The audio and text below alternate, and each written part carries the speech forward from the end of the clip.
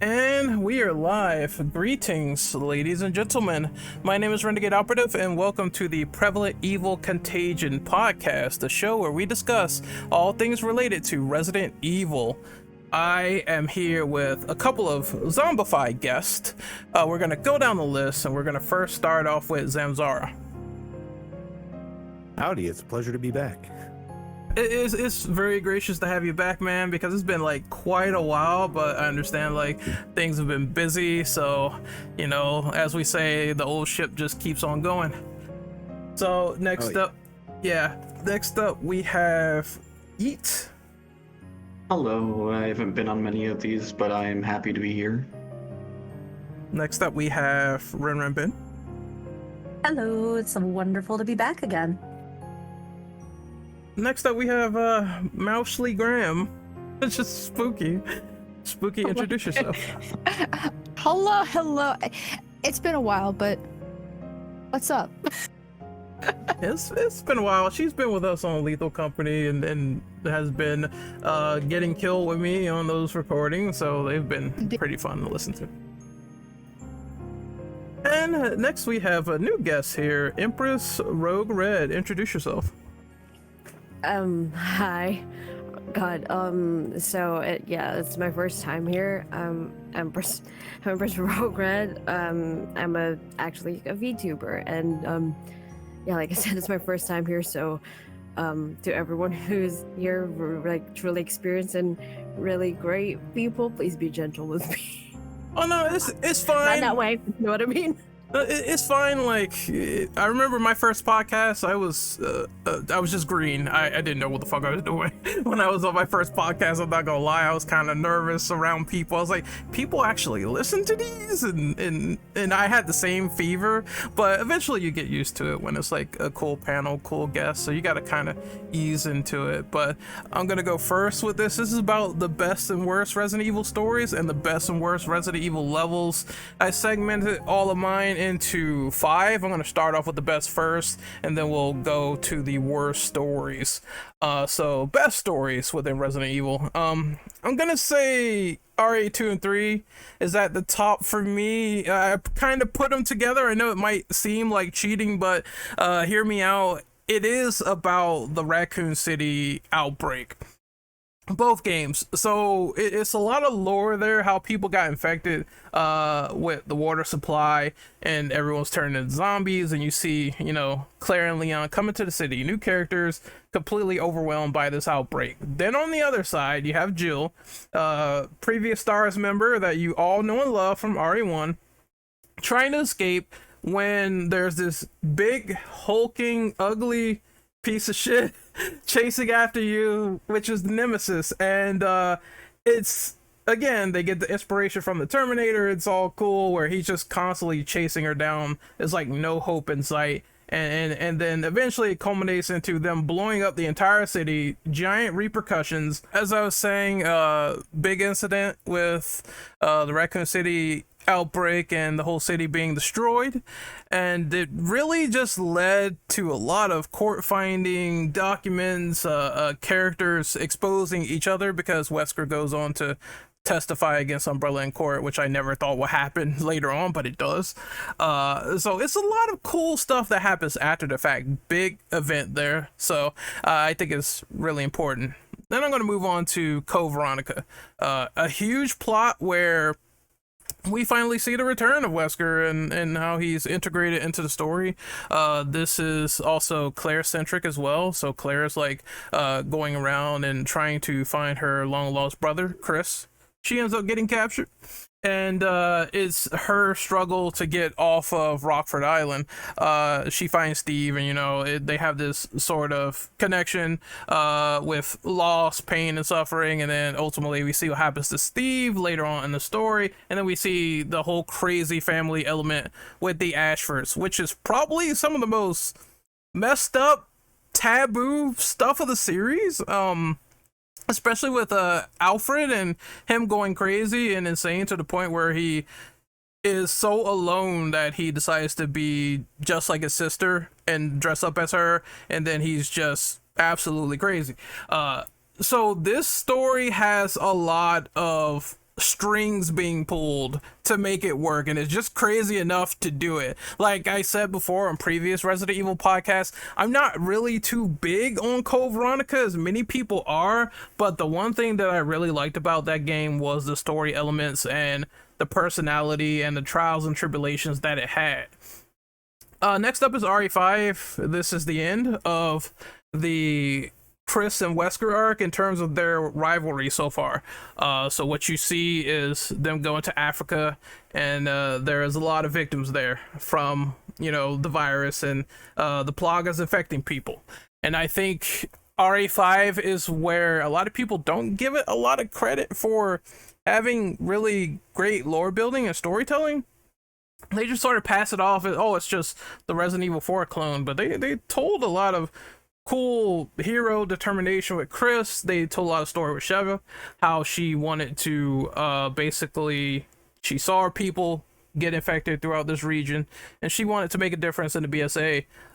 So that was being built up, along with the fact that you had an old protagonist coming back, dealing with his trials and tribulations, because Jill is dead in this story, well, quote unquote dead, until you find out later that's not the case. But still, you have Chris sort of going through that, not really believing that she's really dead, and then his sort of bickering back and forth with the BSA that plants a seed for later games in the series as well. And then, of course, you have the big reveal of all the antagonists behind it doing dirty and nefarious deeds. And it really is something that really came all together. It's not perfect, but I definitely think in the place that it's in, it deserves some love. So next is RE7 and 8 combined once more. I'm not really, it's a little bit lower on my list in terms of the grades, but you know, Ethan's story was fine for what it is. Fundamentally fine. You get this new protagonist going through his trials and being molded and getting his head stomped, and that kind of shook me up a little bit, saying, oh shit, that's a little bit of a surprising element. I thought he was dead. I'm wondering, why is his hand getting cut off after having his fingers eaten by 8,000 werewolves? I'm like, what the fuck? But Village explained it rather nicely, and it gives a little bit of a fatherly element to the end. Then he goes on and he, you know, fosters, and he tries to care for Rose in this like mental subconscious. And then you get one of the more sadder scenes in the Shadows of Rose DLC with them actually interacting together, and I thought the acting was like really strong for that, as well as, you know, the villains were very Evil Dead inspired. Jack Baker being an absolute fucking lunatic. I thought that was good for what it was. And I'm not gonna dwell on too much on the last one for my best. It's basically RE1. The reason why it's good but it's low is because it's kind of just, it's basic run of the mill. Here's a tactical unit trapped in a mansion. Let's go crazy with it. Let's have all these people get killed. Let's have conspiracy theories, double crossings, triple crossings, characters that can, you know, die in the story that you care about. It felt like this was the moment where Resident Evil was still humanized, you know, because later on characters could take like beatings and throws from tyrants across the room, and I just thought that personally speaking, it started to get a little bit crazy with the plot armor. So this is where it felt like characters could really die here, and you didn't know what was going on. The first time you played it, it was a bit complex, like conspiracy theory. So I, you know, for what it was, basic to the point, I enjoyed it. I enjoyed it a lot. So we're gonna move on to the next person, which is Zamzar. So what is your best Resident Evil stories in your opinion? So I'll do bottom to top here. So for best stories for me, I'm gonna, for number 5, pick and combine Resident Evil 7 and Resident Evil 8 and the DLC for Resident Evil 8 as well. I really liked how all those stories really did tie together, and I might be on the outsides on this one, but I do really like how the story tied up at the end of the DLC. I thought it was kind of a heartwarming end to that whole saga with the Winters family and everything. So I really like how it began and all the way up through the end of 8. Just I think it was really masterful storytelling in that world. And then up to number 4. For that, I chose Code Veronica. I think Code Veronica ran to a lot of your points there. Just it's a really cool point with Albert Wesker's story. You learn some new things about him, and just everything. I love Claire. Any stories with Claire are a good story, or is a good story. So really like to see that remade here soon, because I think they could do, if they treat it the same way they did 2 and 3, I think they could open up a lot of new doors there. And then for number 3, the original Resident Evil, you got to have a send up to that. The Haunted Mansion in that was fantastic. That aspect of the game, and just at the time you had nothing really compared to that in a video game form. So playing that for the first time was just mind blowing, and it's been it's had me hooked since. Number 2, I'm going to have to give it to Resident Evil 4. Both versions, I think, are great. The original and the remake, it's just stupendous. That is everything that Resident Evil can be and should be. It's such a nice balancing act between horror and action, and just over-the-top storytelling, over-the-top acting, just perfect B-movie shenanigans from beginning to end, ridiculous monsters, all of it. So that gets the number 2 spot for sure from me. And then my favorite Resident Evil story has to be number 2 for sure. Resident Evil 2 just holds such a special place in my heart, and I think it is just a great game, a great horror game, a great action game. The way everything ties together and the layers of the city, and how there's a lot of storytelling in that game that isn't verbally told, but is just told through the art direction or the level design, or just stumbling upon different documents and learning the story that way. It was just a really great thing to kind of like, you always had that onion to peel away the layers of. You were always learning something new, and it made you want to keep replaying that game over and over, no matter how many times you heard the story. So that definitely gets my number 1 spot. And then for the worst stories, we're going to do some deep dives here. So we're going to start with some of the light gun games. So number 5, Dead Aim. Number 5, worst story for sure. I don't know if anybody played that on PlayStation 2, but the light gun shooter that was there, just a totally phoned in story, like not even B level funny or engaging, typical backstabbing, like anything you could find to rent at Blockbuster in 2003, on the horror shelf. So nothing to write home about there. And then number 4 and number 3 are going to be Survivor and Survivor 2 respectively, because it pulls the same trick both times, in slightly different ways, where the first one, the main character you're playing as ends up being an amnesiac at the end, and it's just like, oh, you weren't who you thought you were, and you're just like, oh, great, cool, like, so none of this meant anything. And then Survivor 2 is a Code Veronica kind of spinoff, but that ends where it was all just a dream. So just like absolutely absurd bullshit. Yeah, exactly. And like at the end of that, where in Survivor 2, Nemesis shows up, but Claire had never seen Nemesis because she was never around for 3. She had been long gone at that point. Just ridiculous stuff. Just once again, totally phoned in. And nothing makes sense, so you could write that off. And then Outbreak is another one at number 2 that I really didn't care for, that I was super excited for. And it was just a really unnecessary story. They try and tell this story about like the origins of the outbreak and how it happened in those first days and everything. It's like, but we've already really spent those first days with Chris and Albert in the mansion, and that was the most interesting part of the first days. In the city, it's just chaos and mayhem. Nothing interesting happens until Leon shows up. So them trying to go back and making this whole situation at the beginning of the timeline, just it really didn't hit. Really didn't hit very well. And then my number one worst story is going to be Operation Raccoon City. I think that one really did not hit the mark at all. I was excited for this one as well. And it's just, they tried to tie too much in from the earlier games and try and like tie up loose ends and make connections where there really didn't need to be. So that one just totally falls flat and totally bounced off of me. And I have a really hard time remembering anything that took place in that game.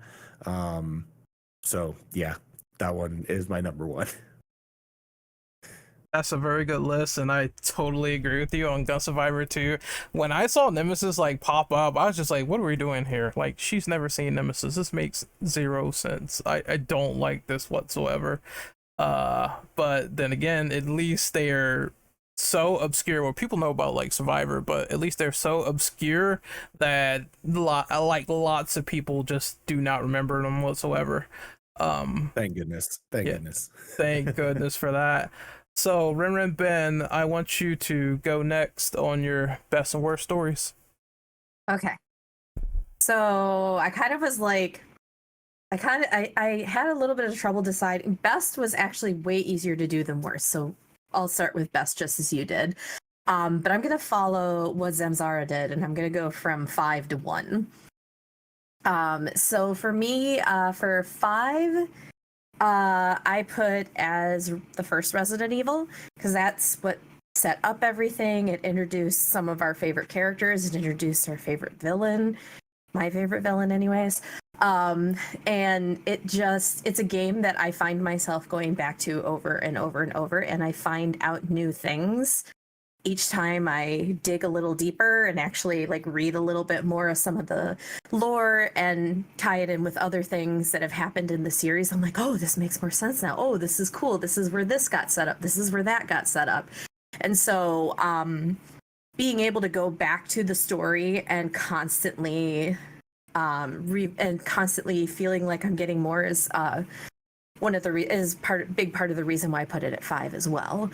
For 4, I said Biohazard and Village, so 7 and 8, because it was a really interesting story that was told, beginning, middle, and end, and wrapped up in a very satisfying way within those 2 games. The only thing that I would really fault those games with, and I talked about this with some friends recently, was that I feel that despite the story being good, and actually one of the levels from Village in particular is going to end up in my levels list later, I feel like in a franchise that is known for its strong female characters, they don't do Mia the justice that I think she could have been given. I know it was Ethan's story, and Ethan's our main character in those 2 games, but I feel like that's a big opening there that I'm surprised they didn't do a little more with. But otherwise, I'd still keep that at number 4. Number 3, I almost said number 5, because I put Resident Evil 5 at number 3, because there is so much lore, there is so much tied together, like even just the loading screens, which unfortunately on more modern platforms you don't get to see them as much. Like they put like timeline dates and events that happen in the loading screens to be like listen, this is when this happened, 1968, this is when this happened. And that's just like, the details are just so cool in that game, and it ties so many things together in a way that, even though I'm not a fan of Wesker, like there being no more Wesker after 5, like the way that it's tied up, I still was okay with it. I was satisfied with it. And it's just a very rich game that I think, just like you said, Ren, is not necessarily always given the credit that it deserves for how much rich content there actually is in that game. And then in for number 2, I put Resident Evil 2 and 3. for a lot of the same reasons that have already been said. It's the it's the Raccoon City story. It's telling us the Raccoon City incident, which gets discussed like and referenced like over and over and over and over again in the later games.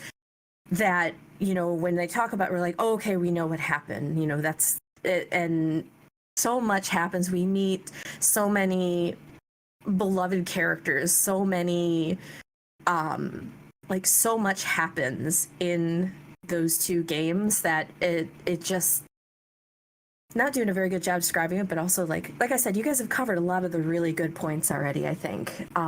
So I'm gonna go ahead and jump to my number one, which I put Resident Evil 4 and probably more specifically Resident Evil 4 Remake, because I think I put both of them together, but I do think the remake of it made up for some of the deficiencies that you got in 4.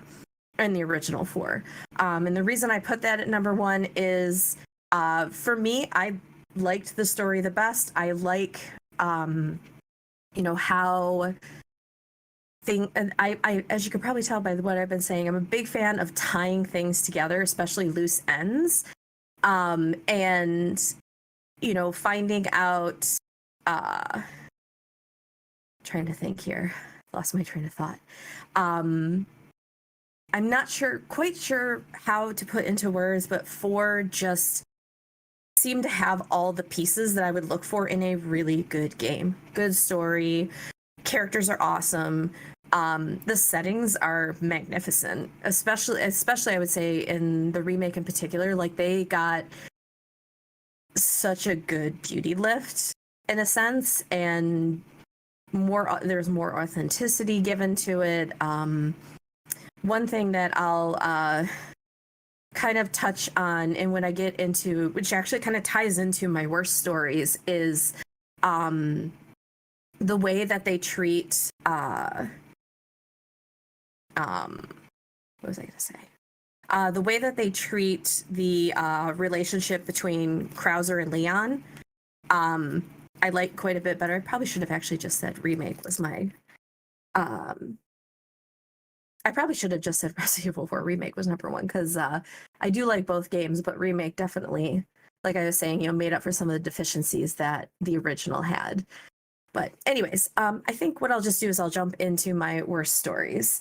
So I had a really hard time coming up with worst stories, not for lack of necessarily playing some of the side games I have not played yet. However, I did come up with 4 really solid choices for this, and we'll go from backwards we'll go from 4 all the way up to 1.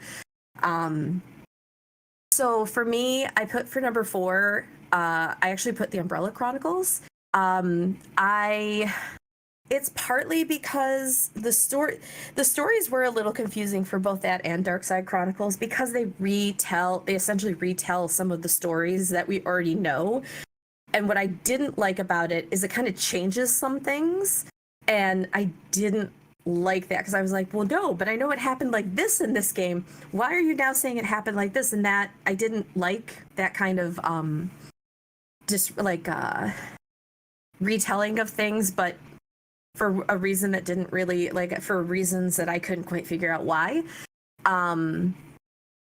Also, like, kind of from, even though we're talking about stories, it kind of ties in with the whole concept of like all those Wii era light rail like those rail shooter type games. They're not as accessible now either. I tried playing it on PlayStation. That was interesting. So I actually ended up going and finding playthrough and watching it later. But I'll move on to number 3. So for number 3, I put Resident Evil 6.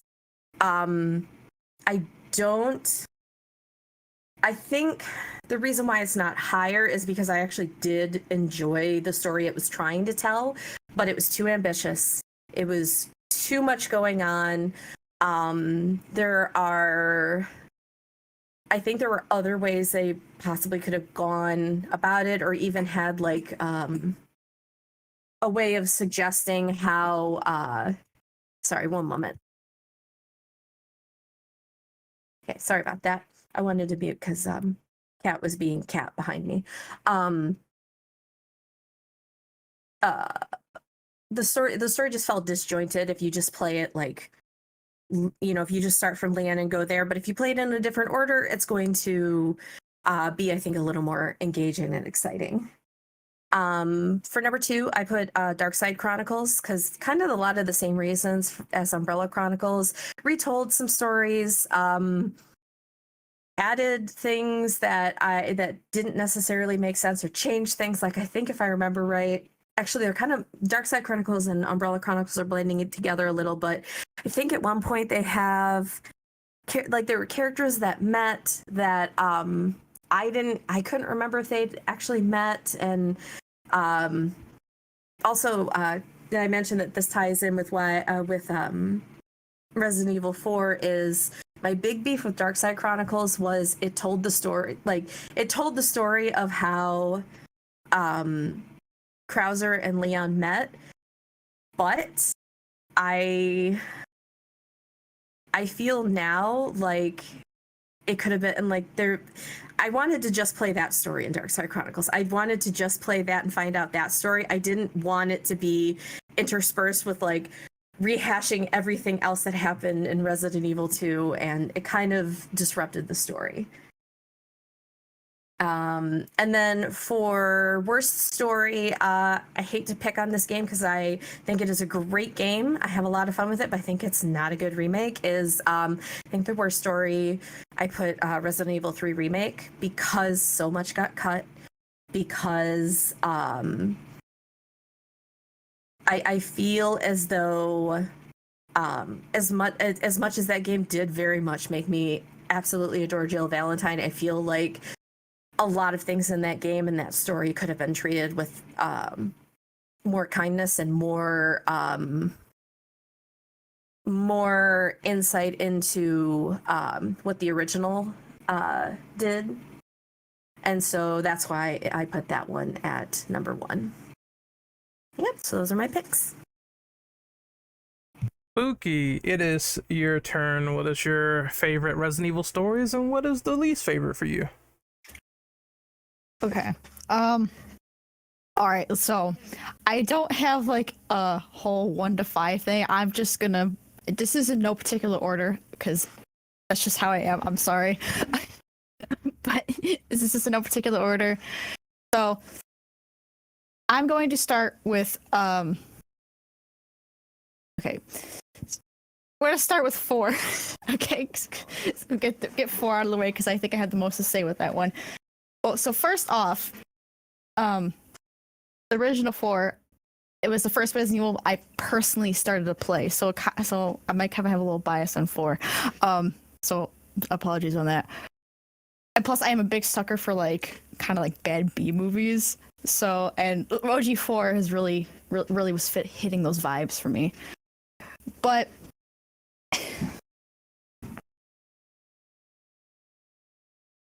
yes, it's true. I am a Leon lover. Okay. Anyways, so,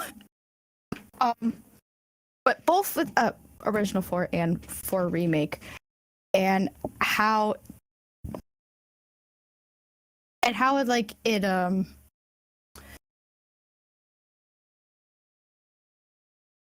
yes, I'm thinking.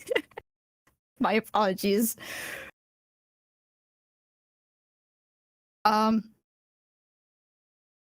So it's like, besides it being like my first Resident Evil game that I personally played, but there was just something like about like how like you're basically on your own doing this big grandiose rescue of the president's daughter. I don't know, it's just like it kind of gives a sense of, I'm probably overthinking this, but like I don't know. I'm thinking more more like a psychological route with this. Okay, so I know this is weird, but like, hear me out, okay? But like, because I always had this like the thought in my head, like as I play both the original and the remake, like the fact that you're by yourself. And yes, granted that Leon went through like the crazy fucking chaos of Raccoon City and everything. So it's just like all that, like, I don't know. It's just, yeah, I'm overthinking this. But it's just like, and like, oh, never good at these. Okay, so like how it's like, yes, and besides like the fact that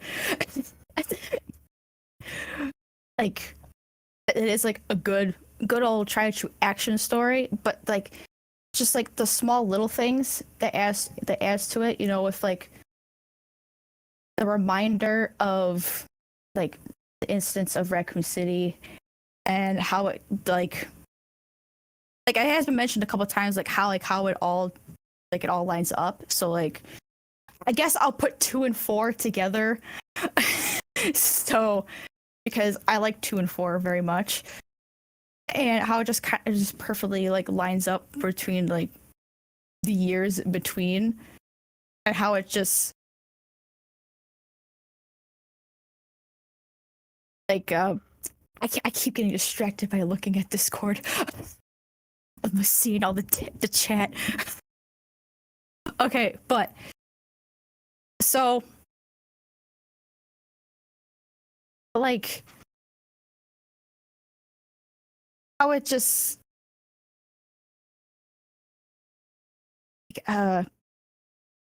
oof. I lost my train of thought. No, it's fine. I would say maybe some of the best qualities. Thinking about it is, once again, you say you like Leon's character, so that is also an arc for him, going through not only the hell of Raccoon City, but him having the post-traumatic stress that goes with that, and they kind of amplify that a little bit in the remake too, where it's just kind of like, you see he has like Marvin's knife now, which is something that people pointed out to me. I was like, oh shit, he has the same blade, so he's using that as like it's the same, and he's using that as like a memory in combat, because he knows he's lost so many friends and close people and associates to him when dealing with that. So I think if you really break it down, that's actually a really good choice when you see that progression in that arc, and how he goes from rookie to a more badass agent, still holding something on his shoulders. So I can see people liking that story a lot. But that can also apply to like all the characters, actually, just watching from how they started from the beginning, and to just how they grew over time by like all the chaos that has gone through it over the years, all the way from like the incident with the mansion, from Raccoon City, from like expanding to like from Spain to Africa to China, like to all over the world. Is like how it just slowly affect them over time, and I really like the psychological aspect of it. This is gonna sound really weird, but just watching kind of like the hope slowly like just fade from their eyes, you know, like from how they all started, you know, where they're like, yeah, and then they just kind of just like it becomes darker, you know, like just how they all become. So that that could apply for all the characters. So that's why like I really like all the characters in Resident Evil. I don't so I'm just like, I love them all. But some of my other favorites, I really 5. I really like what was mentioned earlier. 5 really does get overlooked a lot, and it's kind of bullshit. 5 is really great, and plus it has an awesome character which they should bring back. They gotta bring Shiva back. I swear to God, I love her. But like, and then again leading up to like Chris's story arc with Wesker, again bringing back like the character build up from how it all started to where it eventually leads up. So, I mean, I guess like the big likes on everything is just like all their character arcs, and also just 5 has so much lore, and like what Ren mentioned, like if you can read it fast enough, or if you kind of have like older hardware, you can read it about like the timelines and all that stuff, which is really interesting. I think more of the Resident Evil games should do that, honestly, because it's good shit, and I like learning about the lore. And this timeline also goes all the way back to like the 1900s. So you're thinking about the virus and people excavating stuff for that long, which I think is what they needed. Lore game lore. Lore game lore. Listen, if there's a bunch of lore to games, I gotta read it. It's very important. Even if I miss on some things, I'll eventually get to it. But that's not. But besides that, 5, I don't know. 5 just gets really like ignored a lot, which is really stupid, and it should be loved more. And also, I know 6 gets a lot of hate, but I really enjoyed the chaotic storyline of 6. Okay, I really did. Besides Simmons, but well, I'll get to that, to the stuff I hate. Oh God, Simmons. Ooh. But okay, so it's 6. All right, I know it gets a bunch of shit, but I'm gonna defend it. Okay, I'm gonna defend it. I'm gonna defend 6. So 6. I really okay. So when we start with Chris's story, it starts back. I also same with Jake's. So we got that. Like started it like in Adonia in 2012, and then going all the way to move on to America, and then to China in 2013. So we got a whole storyline of just chaotic B-movie bullshit, which I very low-key enjoy. Well, not low-key, I high-key enjoy. I very much enjoy it. And they should, I don't care what anyone says, they should bring back Jake. God damn it, because he is fantastic. Anyways, hot takes, okay? I just see Jake on the back of a milk carton in the chat. I just find that fucking hilarious. Jake, missing since 22. Wait, would it be missing since 2013? Dang it. I forget when exactly RE6 came out. I swear it was 2012, but I because well, like in game is from 2012 to 2013. 2012 to 2013, yeah. So, yeah. But the actual game came out in 2012, and that was like really confusing. But yeah, I hot take. I kind of also like Jake. I didn't hate him. Yeah, some people say he's worse than the Devil May Cry reboot Dante. I was like, oh, I don't think I'll go there, but you know, there are some things that I don't like about his campaign. Jake is fantastic. Yeah, there's some things I don't like about his campaign that I'll get into later. But anything else spooky for the best or the worst? Oh yeah, like. Yeah, there is some minor things about 6 that I hate. It's usually like the little stuff, you know, like when me and my mom are playing it and we were like, "Oh my god, this is stupid," or something. That's just little things. But like story-wise, it's not bad. I don't hate it. Like it's not bad. Jake is fantastic. They should bring him back. And plus the fact that he's Wesker's son, I feel like he should actually start maybe slowly build a slightly bigger role. Hot take, maybe. I don't know. That's just me. He becomes the baby father of Sherry Birkin. There you go. Oh. And now it's fixed. The milk carton is fixed. The milk carton is fixed. This thing since 2013. Oh. Okay, but and then a little thing I want to add, because this still it's haunted me as a child. Resident Evil 3, the original, in the clock tower area.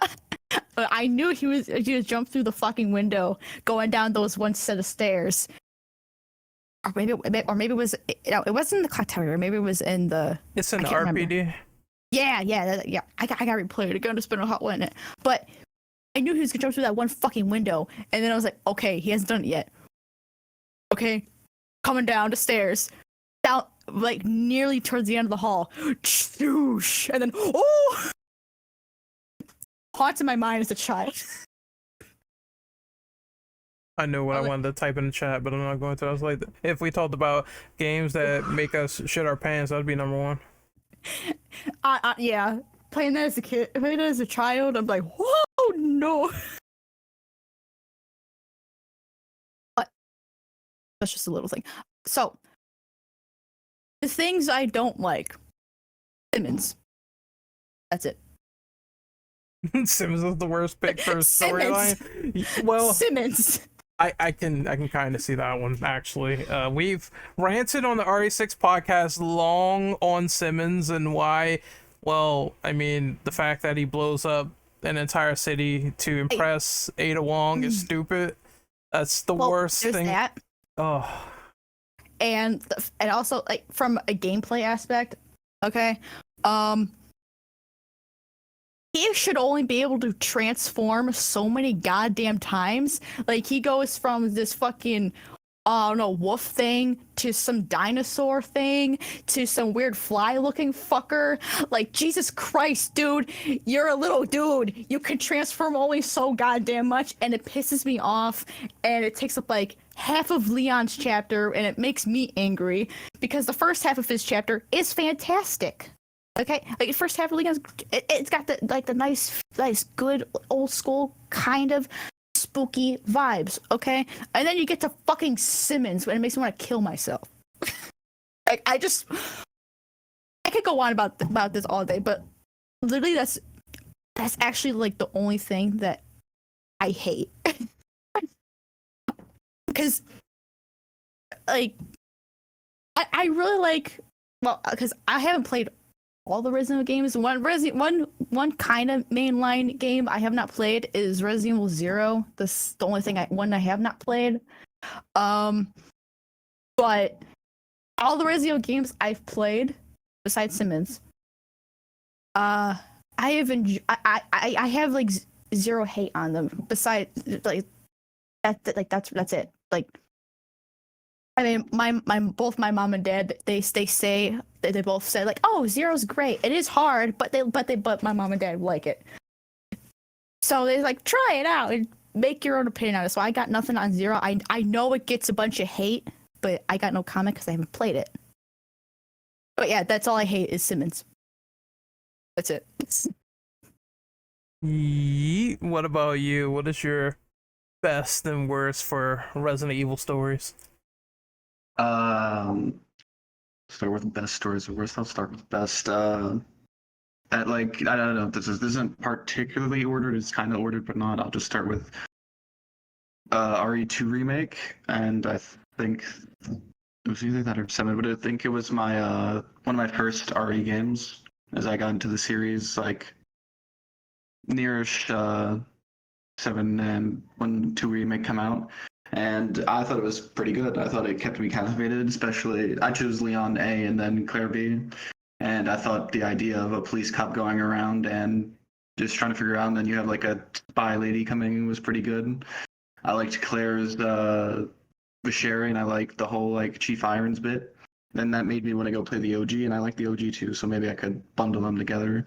I do think the OG has better pacing a little bit. And maybe just because you run faster and it's just a faster game to get through. I don't have too much to say on this one, mostly because I was just like, I liked it and that was it. Wasn't too fun, wasn't too bad. It was just like, oh, I like the story, got me through it. So I'll move on to one that I actually can talk about, which is 4 Remake, which is going to be funny if you see the next answer after this. Which is, but I liked how they made the story more serious. I thought the biggest improvements was Luis by far, because like this is gonna be hard to talk about because my answer after this, but he was like such a joke that it wasn't even funny in OG that I actually cared about him, especially with like the lore bits you can find around about his upbringing.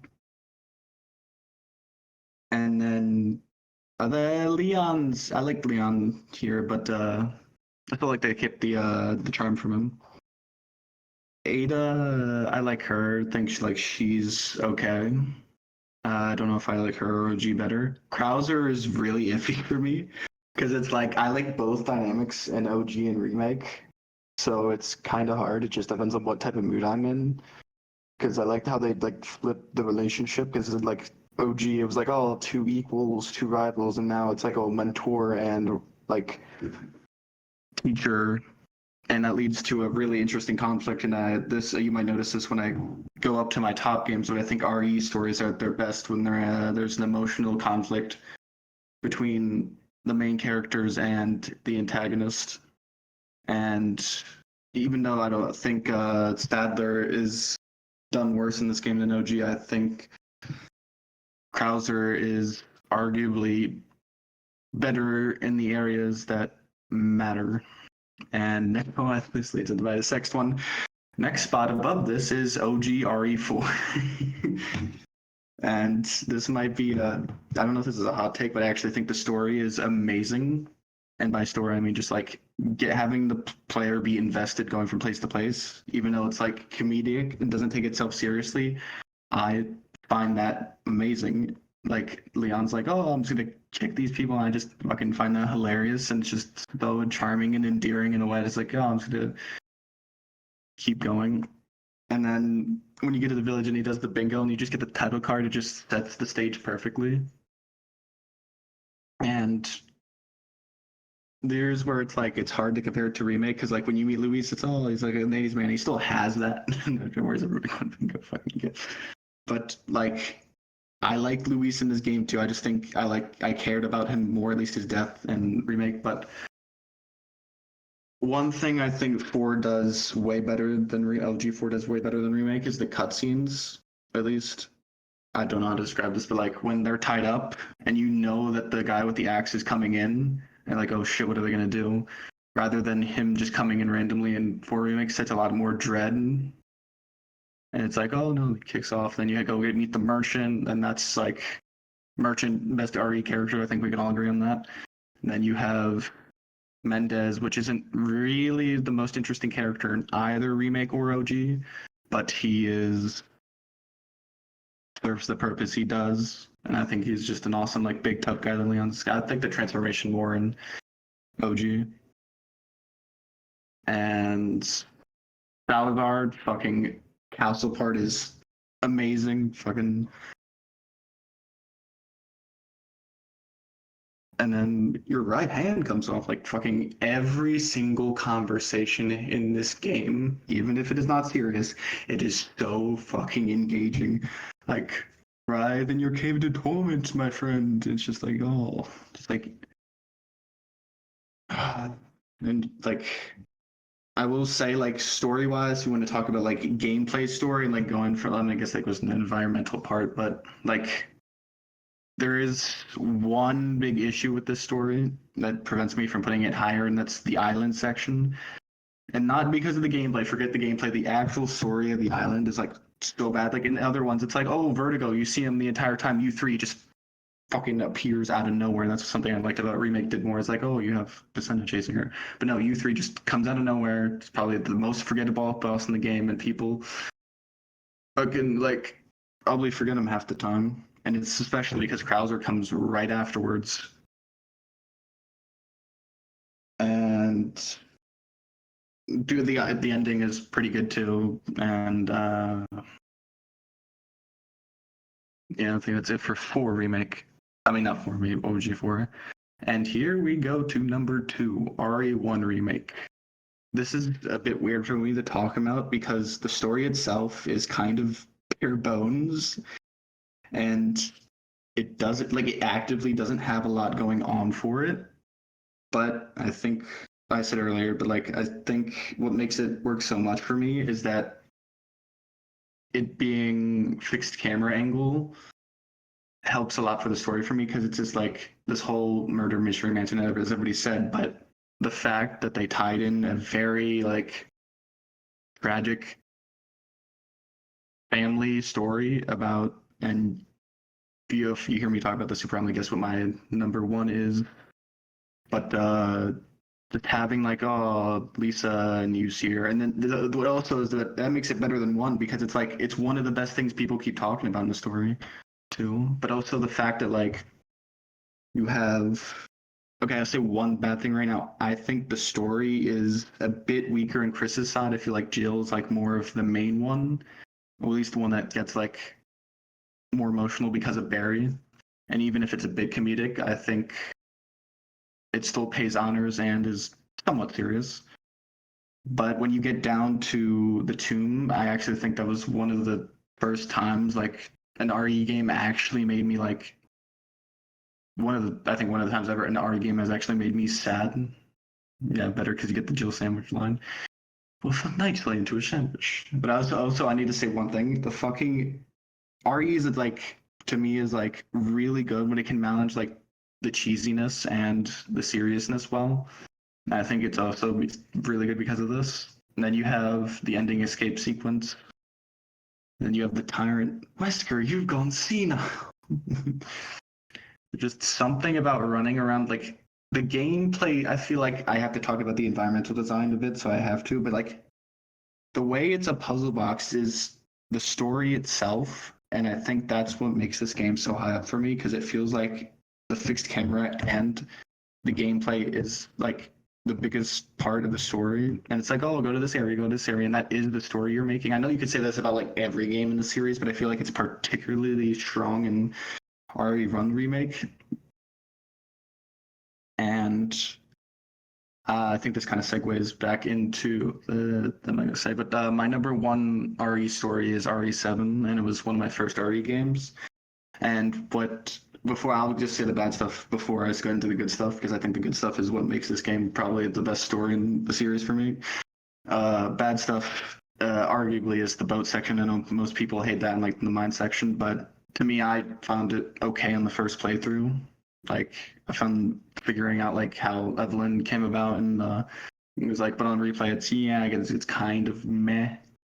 But what made this story really stick out to me was how the Baker family was like victims, and you actually see that. I think the acting, like story, and to have a new protagonist after like so long of just like, oh, regardless if you actually care about it, even just to have like somebody like, we could experience the story, we don't have to know much going into it, you can just play it and just have it go in, and it's like, oh, I'm trying to find a wife, and then you're like, what the fuck is going on?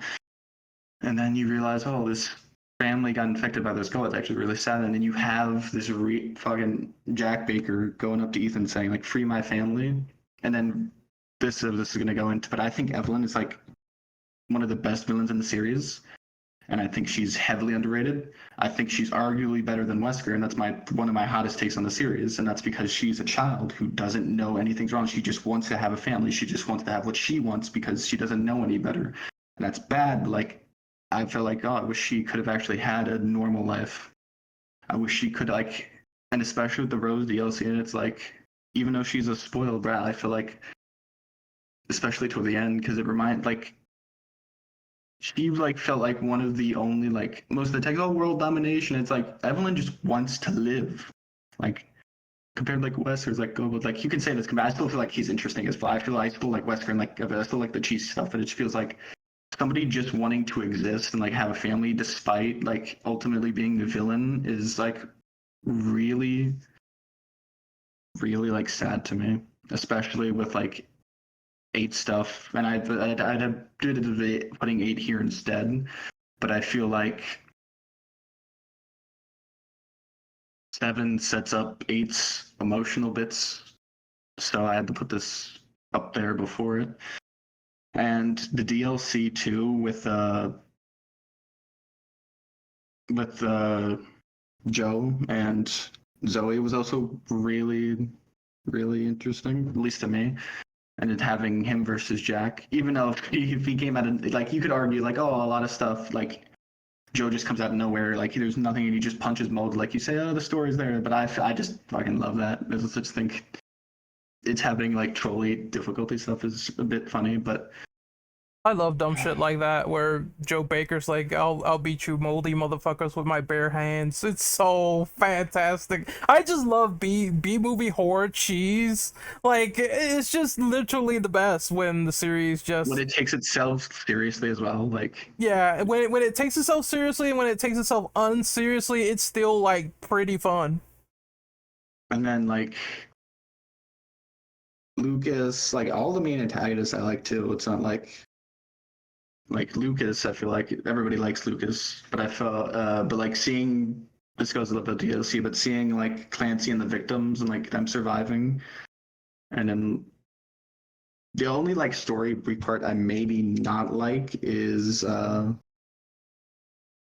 actually the thing is I don't really dislike anything too much. That's why like it's so high up. I could play as like Ethan, you might say Ethan's just a blank state, but I thought I just thought he did his role well. But yeah, I think it's more. I'm more of a person who's like reaction more so than describing stuff. But going to the worst stories, don't really have as many. I did like 3 for this and more. I actually don't even know where I should start. I'll start with the least controversial ones. RE6 is gonna be here. It's just one of the ones, and it's just like. I feel like the biggest issue with the story is that you can choose like multiple, and like you might say that's a good thing, that's a bad thing, and it's like I kind of like it, but it's like it goes into another issue with another game, but that I'm having this. But it's the fact that having multiple paths affects the player's interpretation of the story, and the fact that you have to do like all of them to get it. Is like good and bad, and like I like you can forget like the individual worst moments, but like I feel like it has some of the concepts I love that's gonna make the next game I have to talk about very tragic to me. But just I think the fact like I thought I'll say some good things. The fact that it's like some of the best concepts, like you guys, like you're saying on paper, but too ambitious. I can't talk too much about this because it's just more of just a thing for me. But I was talking about the next game, RE0. This game pains me not because it's bad, but because I feel like with a remake or something, it could probably be my favorite RE game like ever. Because it has, I'm just saying now, it has like my favorite environmental design in any of the games. And I think two players with unique traits together is amazing. But the story is like so like it's like comedy, but it's like so bad comedy that I don't even care. Like I saw that Nexus added an item box mod, but I'm like I don't really care about the gameplay. I actually kind of like the challenge in having to manage that. But it's just like Umbrella. It's just like I typically like those types of characters, like, but he doesn't pull it off well to me. It's just like, oh, the worst thing about the story that makes me so is like, fucking feels like it actively detriments like RE1 remake, and Rebecca goes there. But I also feel like Billy and Rebecca are so cool characters here. Honestly, my biggest wish for an RE1 remake is if they add RE0 to it too, and have like RE1 remake beat that, and then you get RE0, and then you could like fucking play both of them, and I think that would be amazing, and add for good continuity between the two. It's kind of like the Max Payne remakes where they're sort of remaking the first one and the second one and putting it together in one package. If they did something like that for RE1 and RE0, I will flip the fuck out, to be honest. I think that like this is a bit off tangent, but I feel like Capcom needs to be a bit more ambitious, because I feel like it just pains me because it's like the story I don't care about at all. Like the thing is, I should care about it. It has elements I like. I like the idea of Billy like being like this fucking ex-military dude who was like is actually a good guy, but is just troubled, and like Rebecca luring them. Like I feel like that is such a good like. Oh man, this pains me because I like it. I like it in the thing. It could be like so much better. It could be so much better. It just pains me because like they just went more in on that. Like have like if you do like they ever do co-op for this, just have like some one player be Billy and just have like. It pains me because this game is so good. Once we get to the environmental, I'm going to talk about how fucking good this game is. But I'll go on to my hottest take on the worst RE story. And drumroll, it is RE3 OG. And before you guys flip your lids and say, what? Let me explain. Having a returning character to a series which has you have a new protagonist, you have two protagonists first game, two protagonists second game. Who do you have for the third game? Oh, returning protag. Who do you have for the second game? Oh, returning protag. Who do you have? Oh, returning protag. And where has this led the series? Oh, it's led to RE6. Oh, and when did the series start to get revitalized? When they brought in a new character who was separate from everything else while still having connections to the old games. And it's not that the stories themselves in RE3 are bad. I feel like individually, it's just what it leads to for the entire franchise as a whole, which is, I think, the biggest issue. I think it has led to too much plot armor for characters. I feel like it's led to too much of not getting away from old characters, and that's like I've said about RE9 is I feel like people want Jill, Chris, Leon, whoever, like you guys want your returning characters, and it's like if they do, somebody's gonna get pissed off, another character's not gonna join, and I have to say RE3 is the worst, not because itself is bad, but because what it means for the series going forward after its release, with RE4 with Leon, another returning character, RE5 with Chris, RE6 with like a bunch of it for them, and you ask like what would they have done instead, and I'm like probably have new characters or like have more games, or at least try not to go on the path of just reusing old characters to the point where it's just like they don't even know what to do with the story, because I'd argue they're just going through the motions right now and there's no really big enemy after Wesker and them died. And with the whole Neo Umbrella stuff, and I feel like if they do try to make a new big bad for the game, it's going to be very difficult. But this is more about the franchise as a whole as a story, and I feel like the story, like it's not impossible. It's just,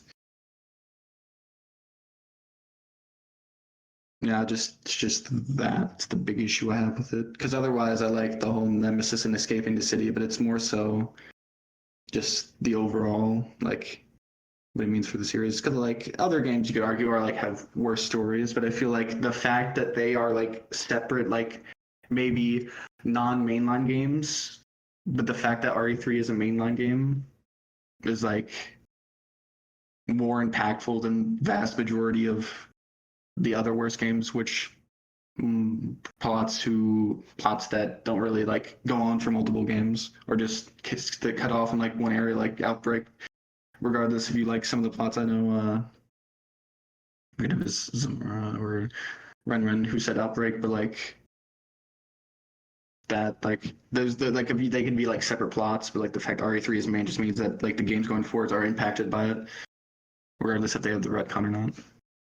And yeah, I think that's it for my stories. Yeah, I wanted to jump in real quick. I agree with the idea that they can't really find a big bad after Wesker, because the ones they tried are the ones that failed, like Simmons. But I will say that, you know, for at least a smaller scale type of villain, Jack was fine for what it was. And I felt like the Lords, we already said this on the Village podcast, but some of them had good potential, others not so much, and they kind of don't overstay their welcome with the way that game is written. But as for, you know, them trying to get old characters and then not pleasing anyone, I think one way to fix the plot armor problem is the 15-year time gap that I said before, where it's like, well, now these people are old. They cannot climb around as much. They shouldn't be able to jump around as much as they used to in their 20s or 30s. So now you have an element of age affecting them, and I think that should be prevalent in the story, or at least touch upon, because I think it's gonna be ridiculous if like 70-year-old or 60-year-old Chris or Leon ain't feeling that age. So yeah, I do believe they should at least factor that in. As for them doing old characters, new characters, I think the idea itself in 6 is fine for what it is, but it's the execution where it's like, well, instead of putting the old people in danger, we're going to use people like Pierce and have him as the sacrificial lamb, and nothing really happens to the older guy. So I want them to take just a little bit more risks with that while also passing the torch, and I don't think that Capcom has done that well enough, and 6 kind of shows that. So that's the only thing I wanted to chime in on before I let Empress go, because I know she's been waiting for her turn for a while. So Empress, best and worst stories in your opinion for Resident Evil? Okay, so I guess I'm gonna like change out the order like a little bit, because I'm gonna go with worst first because I have a lot to say. And I included the live actions as well, and then that ridiculous Netflix series, and then the not the ones that involving Leon or Claire one. I meant the other one that involved that girl from Charlie's Angels. But and then the yeah, like the other movies. So so for my number 8, it's I chose, it's 2. It's like RE Revelations and then RE Revelations 2. It's because I mean, they were really interesting, and I actually I'm probably gonna get like a lot of backlash for my opinion. Is like I actually found Rev 2's story like pretty interesting, to be honest. Like I love the fact that there was this little girl who can't feel fear because of everything that was going on with her, and then was helping out Barry Burton, who was like, oh, they brought him back, and I feel like they brought him back really well, because and in this one it got actually like redeemed. He actually got redeemed for me a little bit in here. The only thing that I probably did not like about RE2 in here was that just that I couldn't decide in the end which ending I wanted to go with. What I mean, if I mean, or wanted to be canon. Did I want Moira to die, or did I want her not to die? Because because it all just you don't really know where you have to go in that in the game part. They don't really exactly tell you that, hey, you have to actually switch between to Mora to kind of get the gun if you want her to survive. But yeah, Brev 2, I guess I guess I'll try to work my way back. I like that I got to play like a kid again, but actually has like a bit of defense with the brick and all, and she's actually has a little bit of powers going on with her. I hate the fact that there was invisible monsters that I had to wait. It was really frustrating to get through to it when I'm more of a story person, where I mean I don't even mind if I don't get to play some things. I mean, I'm the same way with books, and I'm perfectly fine with spoilers and stuff, because it kind of helps me deciding whether I want to play something or other. So I most of the time, because I especially back when I didn't work, and and I potentially had to ask either my brother if he was interested in playing those games, and then I'd watch him play or something, or just watching on YouTube in general if I can't afford them. I mainly just read up on a summarized form of them on in the internet, or sort of a condensed version, and I kind of prefer on most, at least I'm getting most of the detail. But yeah, I thought that the second final boss with on Claire and Moira's part was a little disappointing and kind of ridiculous.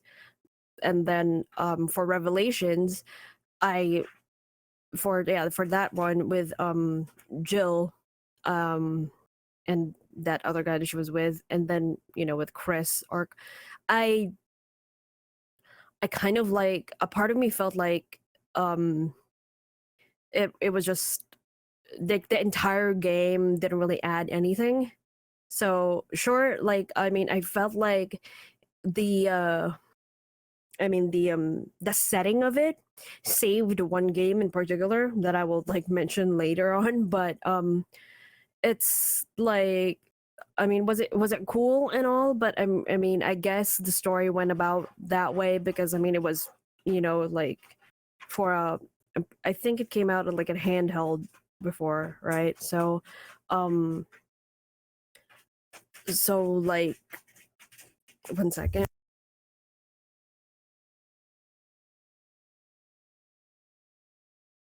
All right, I guess I'll try to fill the dead air.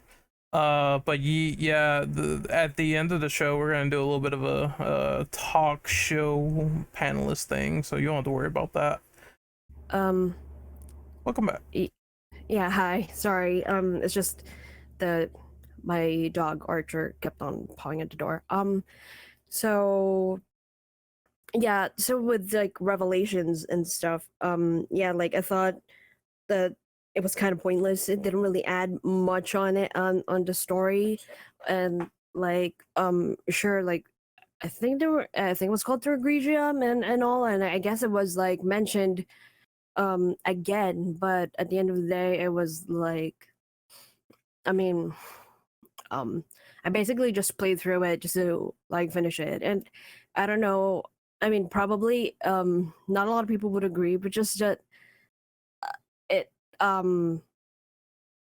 like I felt like the more I saw of Jill, because like it's like over the shoulder, right? And the more I saw of Jill and just like in that really skin tight outfit, and you just pretty much at a certain angle, wherever it just focuses mainly on her ass, was just getting annoying to me for a lot of it. But yeah, story wise, it was lukewarm, I guess. And then but probably the only thing that I liked about it on RE, well, not the only thing, but like the main thing that I liked about that one was I think it was like the first boss that you fought with, like the guy who kept on repeating, well, he was still able to talk, but even though he was like a huge ass like monster, where it was like Mayday, Mayday, that monster, I thought it was like, It was the ship captain. yeah, the ship captain. It was like it sent chills to me because I don't, it just freaked me out. And then his whole like design was just like messed up. And then so I'm gonna include on the number 7. It's actually like just a part of RE5. So I particularly hate Irving, that sea monster part in RE5. It was just it's just I guess his entire character mostly was like annoying to me, especially because I mean, I guess it was meant to be annoying, and for that I would like give props to the voice actor because I'm really into voices because I also aspire to be a voice actor, but it's just his like entire thing and the way he was speaking and the way he was like talking to everyone, and then as well like what he ends up becoming, but then literally he's just like what, like, I don't know, some sort of like dealer of like the virus and all, is just essentially completely irrelevant, just like irked me and all. And then he thought that, oh, I'm gonna have the last laugh later. It just felt so super like low level kind of like villainy that is just I thought they could do better. And then in RE6 I mean, as everyone had pointed out though, I mean, yeah, it's definitely good on paper, but maybe it was too ambitious, and also I don't know, I probably other people would not agree, but like I felt like I only sort of like the only saving grace I thought of it was Leon, as per usual, because I love Leon, and then Jake. He's kind of daddy. I mean, it, his story. I mean, I don't even care about like Sherry's part because like I still, part of me just can't believe like, oh my god, they're like really old now, seeing as she's actually like working and all that stuff and for these kinds of things. And then Piers, I kind of like Piers. I shed a tear with what happened to him and all. Is like, but also, yeah, the rest of it I could have done without. Like I said, I kind of trying to forget that it ever existed apart from those sweet moments that I had. And then my certain Delulu moments where I feel like, oh, maybe Pierce kind of dated Claire and then pissed Chris off. But like, yeah, like those type of Delulus are just like just side notes. Number 5 is like the Resident Evil Netflix series. I could have ranked it up more for the worst, but it's just that I'm not gonna lie, it's like after watching like the first episode and then like 10 minutes of the second, I just found it completely unbearable that I just opted not to like continue because it was just so grating. And then I didn't like how for all is for all for what it's worth and how absolutely horrible his personality is, Albert Wesker is actually Zaddy.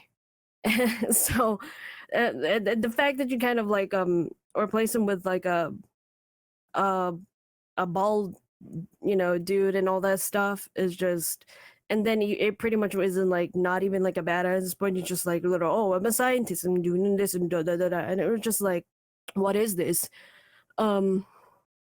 It's yeah, I call Jake daddy, and yeah, Jake's daddy is also daddy. Moving on, but but yeah. So I just thought it was just stupid, and I expected more, like so much more, because like at the end of it all, it was like I really just thought that literally they should just turn, if they're ever going to like make a sort of thing that we would love if they were ever to make anything live action of Resident Evil, is just really just stick with the stick with original timeline, actually stick to it with like how every character is like described and all of that, please, and then just like go for it. I mean, if you're going to like change anything, minimal, I mean, just minimal changes, but like once again they were like, oh, let's make a completely original of this and then just watch everybody go crazy over it, and everyone did go crazy in a very, very different way that they expected. And then number 4 is Resident Evil Extinction. I mean, mind you, I actually hate everything after Resident Evil 2 Apocalypse by what's his face? The director. Paul Anderson. Yeah, Paul. Yeah, Anderson. I mean, I kind of feel like everything he touches turns to ash. But anyways, like, so I thought the Resident Evil Extinction was just the beginning of the end for me. It's like that whole thing with the desert and all, and then Claire coming out with a bunch of orphans. I mean, okay, sure. I mean, kind of made sense with like her arc, all right. But then essentially Jill not even being even in there, and then this other dude, Carlos, becoming like her, I mean, Alice's like guy, and then just like that whole crazy thing with the crows and how she was like shield. I mean, girl, we're in Resident Evil, you need to chill. So like all these like crazy superpowers and all just in going in there, it's like it didn't feel like Resident Evil anymore. It kind of felt like we're going to like a super like isekai territory wherein you're always next level meta, and then you're just this close to destroying the world, I mean, destroying the rest of like the bad people in humanity, but somehow you don't. It didn't make sense to me. And and then RE Retribution, which after I watched Extinction, I thought it couldn't go crazier than that, and they proved me wrong because zombies in army like uniforms of like costumes or other stuff like kind of disrespectful, and also piloting a tank and then carrying guns. It was just okay. Why? What is this? Why? The only thing I actually liked about that is like they brought Rain back.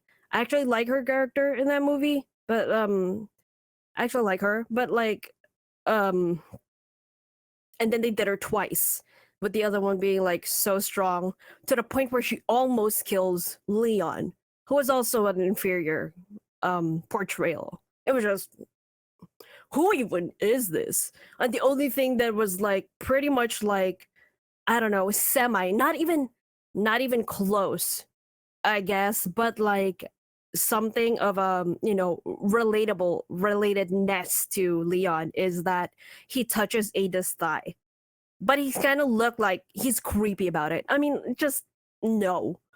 And like, if anything, in the whole like entire movie, I kind of like that guy more, like the black dude, Luther West, more than I did Leon, which is like, is just absolutely bonkers to me because I love Leon.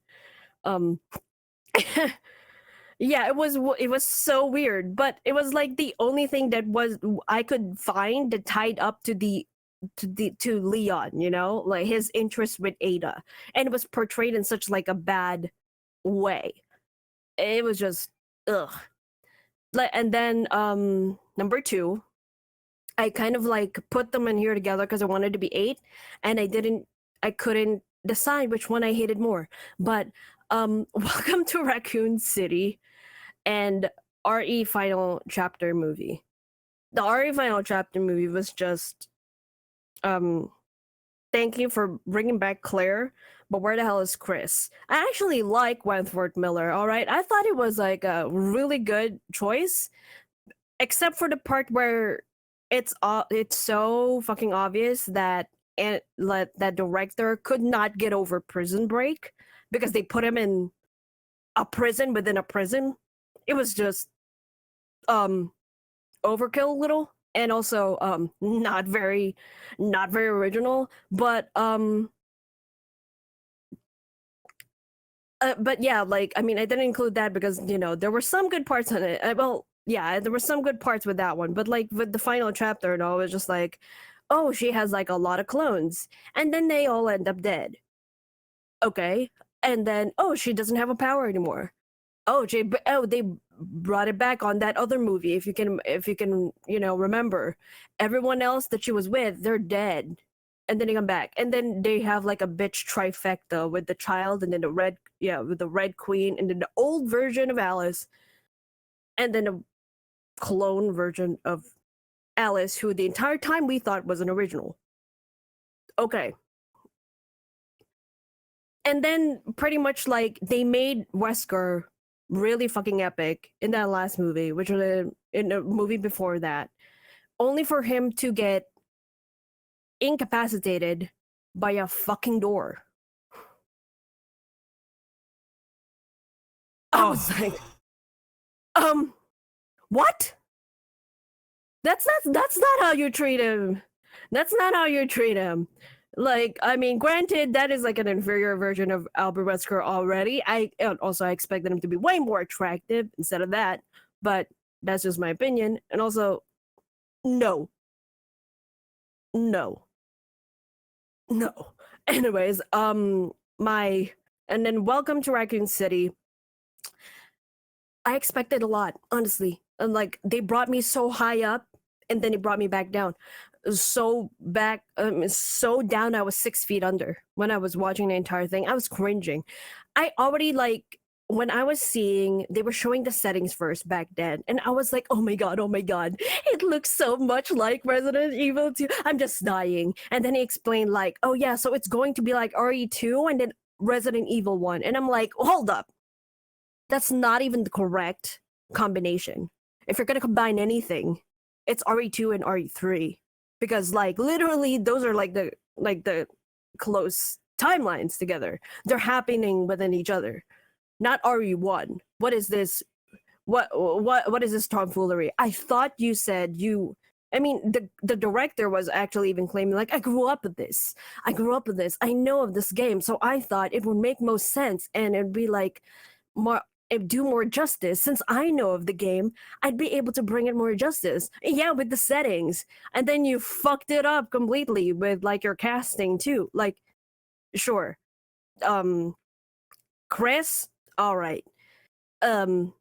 British girl as Jill. Doesn't look like Jill, but you know, I'll pass it. That dude from Umbrella Academy being Wesker. Sure. I mean, the zaddy part, check, but acting kind of weak. But and then for Claire, outfit wise, very much like Claire. Great. Too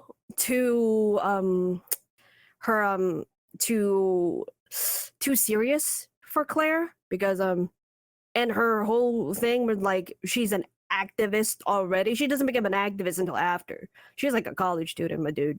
For real. And then the most disappointing of all, casting like Leon. I was like, after I saw that, and then it was like, you literally took that dude who's like under that girl from Dynasty all the time, from fucking Victorious, as Leon.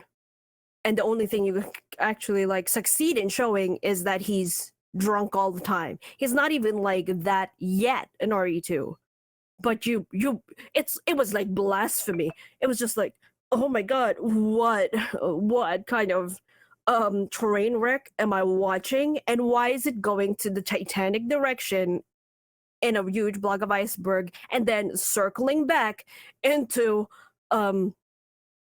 something else that's like disaster worthy, like Chernobyl like level was like exploding in my brain. I was just like could not get into it. And then it was just crazy. Like, sure, I mean, it was cute how they were like, oh, the whole like spin where they were like the both of them came from that orphanage. You know, Chris and Claire came from that orphanage that we see in the RE remake. That's actually RE2 remake. That's actually pretty cool.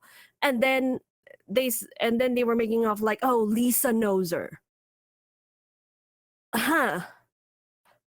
And then like I loved what they did with the liquor, but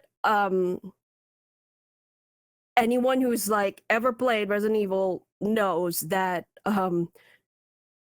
liquors don't have eyes, but they have like they can fucking hear you, and that's why we end up walking to conserve bullets. And him pretty much like Ryan thing, and it's coming from Leon, was just like crazy. That's just okay. So one of the most badass characters that you have in Resident Evil, you're turning into this, and he's most likely the first one who's gonna die. Yeah. So like, I mean, yeah, sure, he's worked where he drank himself, but like he, you know, it was like with the way he was pathetic. You know, the way he was casted in RE2, he was like the most pathetic of the bunch. And he's like not, you know, like, I mean, he was late. Sure, it was a saving grace, but then he still kind of like was acting all, you know, he was kind of doing his duty. He was doing this. He wanted to save people. It was like, this one was just like, oh my God, I'm over it. I'm here because of my father. He actually got me this job in the first place. So it was just, oh. And then my number one, I know, hilarious. You thought, I mean, with how much hate that I poured into number two, you'd think that was my number one. But no, my number one is actually Resident Evil Dead Aim. So, I don't know if like a lot of people like still remember that, but like, I actually got really excited for it because like it was like one of the games that I actually like got to play like a little bit because it was one of the first times my mom agreed that okay, yeah, you can totally hang out with that other person. That person had that aim, and I was like, can I play it, please? And then I'm playing, and it was like regretting it so much because that dude. I mean, remember when I said that RE Revelation sort of like saved the like with the settings plot because that happened in an ocean liner, and RE Revelations kind of did like it better because RE Dead Aim was just like I don't know, like poop underneath a very underneath the sun in very very very very very hot weather. So it's like, and then that whole there's this random ass bioterrorist who used to work for Umbrella. He did this with the T virus outbreak, and he turns into a monster with high heels. Actually, he actually turns into turns female. And that well I don't know, as female as you could get in the virus in that part. So I'm just like, and then everything else, it was just like they never bring back this dude again.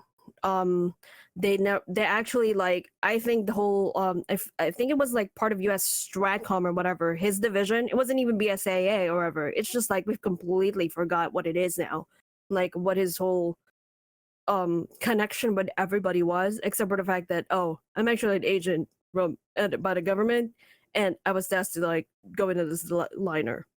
And I'm also like walking around with inferior version of Ada Wong, except she wears white. No, Fongling. Yeah, so it was just it was just like a lot of, there could have been more potential at it, could have got it like differently, but it's just a lot of disappointing on top of disappointing, and it just left with like and then let's go to my breast. Sorry, there was like very very intense feelings for Resident Evil. Oh no, it's fine. It's something I didn't want to cut off, but I did want to say the reason why Chris, Leon, and Ada are not in the final chapter is because they were killed off screen in a novella, and this is official canon. So the reason they don't show up in that movie is because they died in the battle, Washington D.C. And when I heard that, I was like, no way this can be real. And then I looked it up. And then I found out it was true, and I was like, this is the most BS I've ever heard of. Off-screen deaths of some of the biggest Resident Evil characters in the movie. I was so fucking pissed when I heard that. I was like, this cannot be real, but that just adds like another bad totem to final chapter. I was kind of pissed about that. Yeah, like I mean, like they did incredibly well with casting. Like I love Sienna Guillory. I mean, she's actually like, I wish she'd fucking directed Welcome to Raccoon City, because I mean she knows what she's doing. Like everything, especially on RE Apocalypse, like the first time we ever saw Jill. Like I mean, apart from like the brown hair, but that's like, I mean, neither here nor there. She was just like, she walked out of the game and into the fucking screen, and she was just amazing. And she just like was on point with everything, even with like the walking and stuff. And then when she came back and was like wearing that spider thing, I mean, actually, because of how much I had so much distaste with what they did with Leon, and then with everything that was going, I was actually rooting for her the entire time. And the fake ass Rain too, because like I was actually wanting all of them to die at that point. But yeah, so let's go back to best. And so my 8, it's also 8 as well, but so I ranked RE1 as my 8, and then the first 15 minutes of Resident Evil 3 remake, which is literally the only thing that I liked about it. Of the remake. I should have probably included that in RE8, but then I mean in the worst, but I like, there was so much I already like. Then like it's probably my 9th. Like, yeah, well no, probably in between RE6 and the Netflix series, the remake, not the original, the remake. But the distinction I feel is like needed. But RE1 is like, I mean, I count it as like my lowest because I actually didn't start off with one when I was like growing up on it. Like my brother and I, we actually like got exposed to two first. I mean, when he was playing it on PSX, and that by the time that we got to, and then he played RE3. That by the time that we finally like all after like years later, we finally like got to RE1, it just felt like a little bit lackluster. I did love the story though and how it tied up, and like that whole part with Itchy Tasty. I loved reading that like that diary. It was just I loved it. It was like I always wanted to see how like the transformation would go, and that's also why I had like a soft space in my heart for the Mayday captain, because it also showed that kind of like psyche. So it was just that transformation in the whole in the mentalities of someone who was affected by the virus. So that one like I liked, and then I also like the part where you kind of need to burn them. Like that makes me sound like I'm an arsonist, but it just feels like more complete for me, because the entire time I'd play Resident Evil 2 and 3, I mean, and my brother too, we'd make this running joke wherein like, oh, after we kill them, and then as soon as we leave and then come back into the room, their bodies are gone. So we're like, oh, their janitor is really working. You know, they paid him a lot in this one, so he's just like, you know, really, really dedicated to his job. So the fact that we were like, oh, we need to burn them so they don't get up and be like way worse, and just was entertaining for me. So my next one is like RE5 and RE0, most of it. The leech boss, and every time he goes all tenor and singing an opera, we could do without. I love the train. It actually gave me speed vibes, to be honest. It was like, ooh, this is like Keanu Reeves and Sandra Bullock only in a train instead of a bus. But like, yeah, like I love the setting of it. And then the first time you kind of see like the whole leeches thing crawling up on someone was like freaky, especially since I didn't like don't like bugs at all. Was just speaking for, yeah, I am like, I mean, if yeah, I mean, if Keanu Reeves was any younger, maybe they should definitely just like cast him as Leon. But that's just my opinion. Or actually, that's way too OP. Never mind. But yeah, RE5 and then RE5. So to be honest, like I never really liked RE5. Like I was on the same boat with RE6 with that before, but I last year I started playing it, and it was actually not that bad. Like I was liking the story of it. It's just that the whole like, because I watched parts of it before, like I said. I mean, of all of the people, I think of all the protagonists, like, you know, the main four, because like I kind of like just consider them main. Of the main four, Leon, Jill, Claire, Chris, mine, because of like the least amount of exposure that I got to him, Chris was like my least favorite of the four. So that already counted. But then also it's just like the boulder scene, man. It's just like, bruh, what is this? No, that's just ridiculous. Can't you just, why don't you just jump into the lava too? My goodness. Like, oh, it was just so, but everything else, yes, totally good. Like I kind of wish that, you know, like they, like in the recent update that they did with the whole game, they said that there was like an infuriating part with the quick action scene with the whole chains and then motorcycles happening. I never got to experience that, but it looked cool if we could like if that was still in there. So what was in the RE? What did I put in there? Like number 6. Oh, so I actually put in like the Resident Evil movie, like the first one, in 6. Well, no, actually, no, that's not it. No, I said Apocalypse. Yeah, like, so that's probably, and the only reason why I actually like included there is because of Sienna Guillory, and then like it made me feel more for Nemesis, because I think that's like, I actually like that they gave him a little bit of a backstory. for Nemesis. Like, oh, it's Matt from RE1, which is like literally what apart from Alice, the only other person that I know by name. And apart from Alice and Michelle Rodriguez's character, which is named Rain. And for everything else, probably like if I'm going to count any memorable characters in there, I'd probably count the guy who gets diced by lasers. And that's literally the only reason why I find it memorable. So I thought it was pretty good, like with that part. And then everything else though was complete crap. Yeah, and complete trash. I like that part with the church and stuff, but then yeah, the rest of it I could like care less. But yeah, I still think though, if I had to, because I mentioned them so much that I thought that I had to give one away at least for like the best, I just picked RE Apocalypse.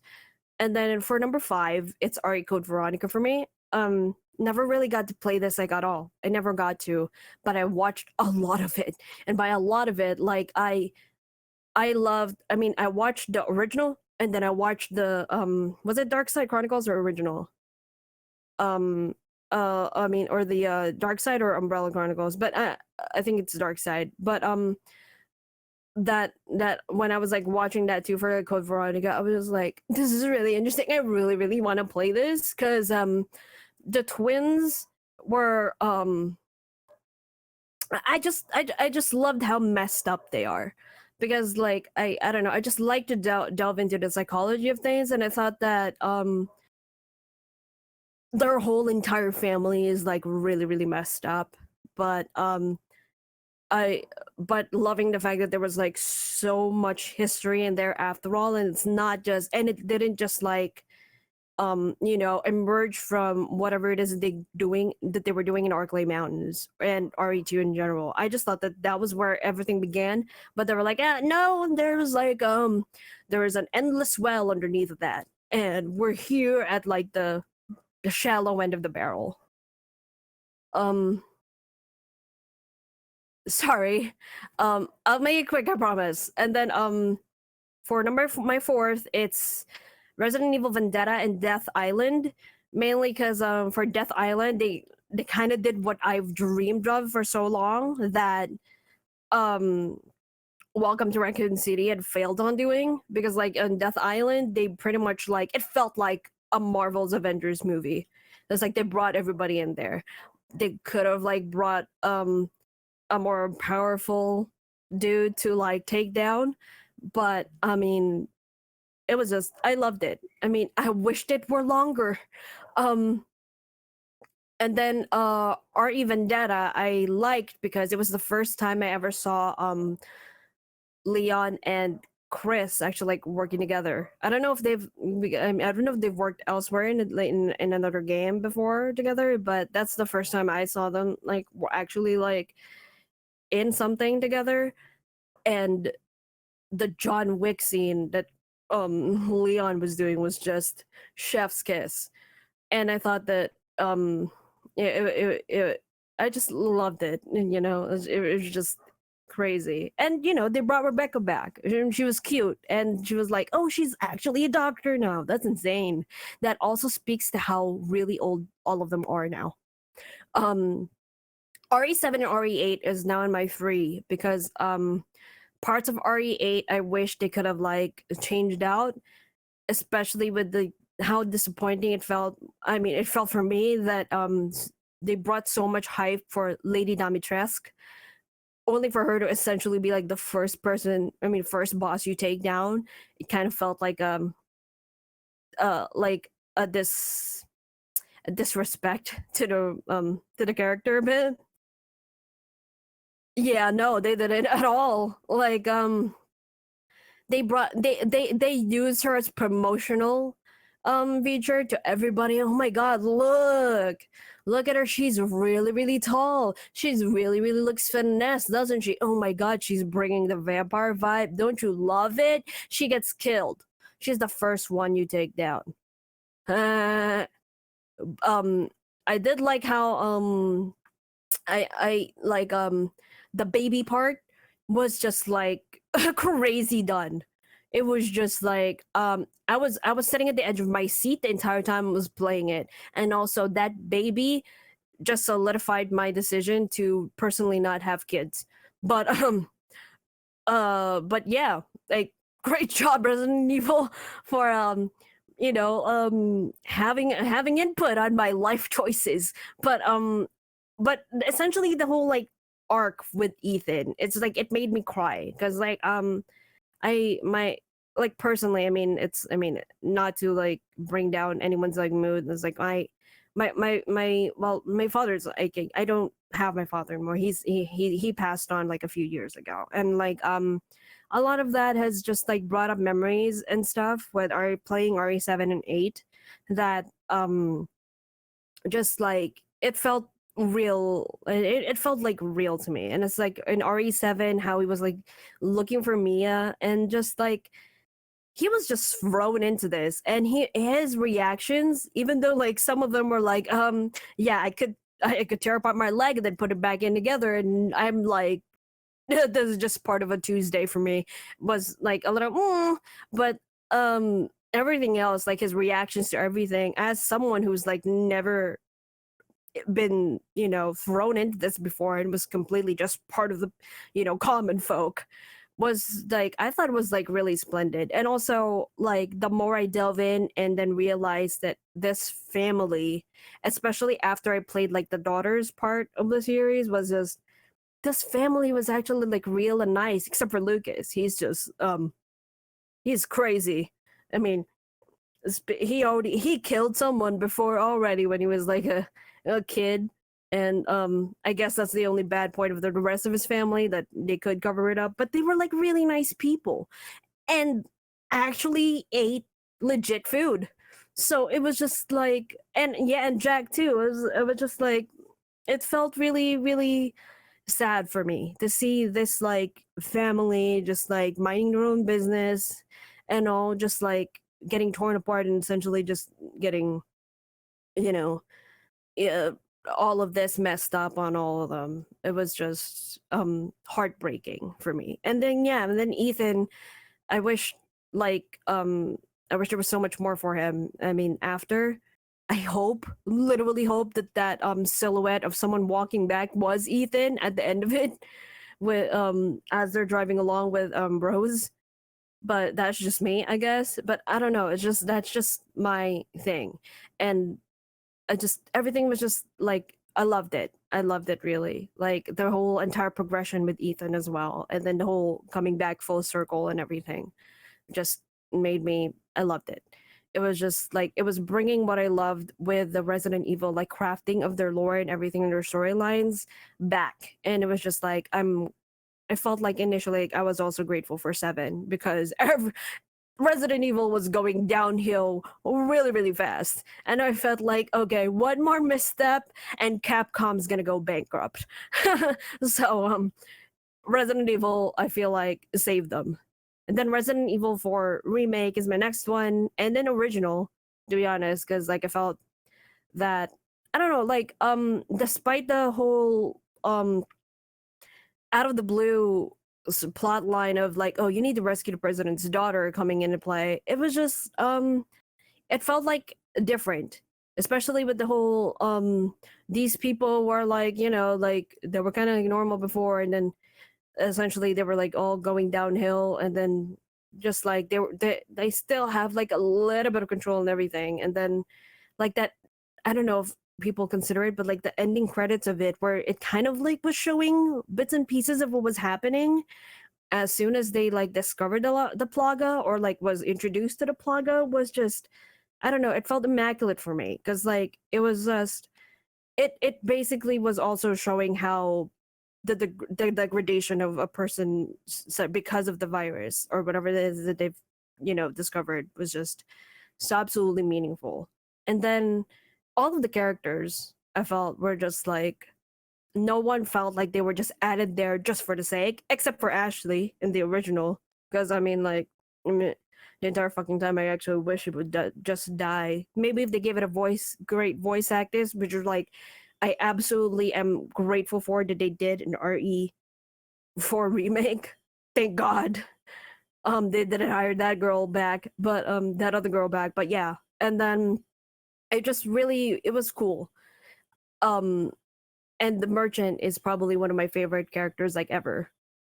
Wish they kind of like brought him back again. I don't know why, but like he was like I love the original more than the one in the remake. I just thought it was more I don't know. There's just something about him. But like I think RE4, the one in the merchant, was like also done by the person voicing Leon, but that could be my weird. But then yeah, and then obviously like my one, because haven't mentioned it, but RE2 and RE3, the original one, RE2, both original and remake, because RE2 was so incredibly faithful to like the one, to the original, added some parts of it that I didn't find annoying at all, and it was just like I loved it, really, really loved it, and then kind of redeemed Sherry's mom a little bit for me too, with her dialogue and everything that they added to her, and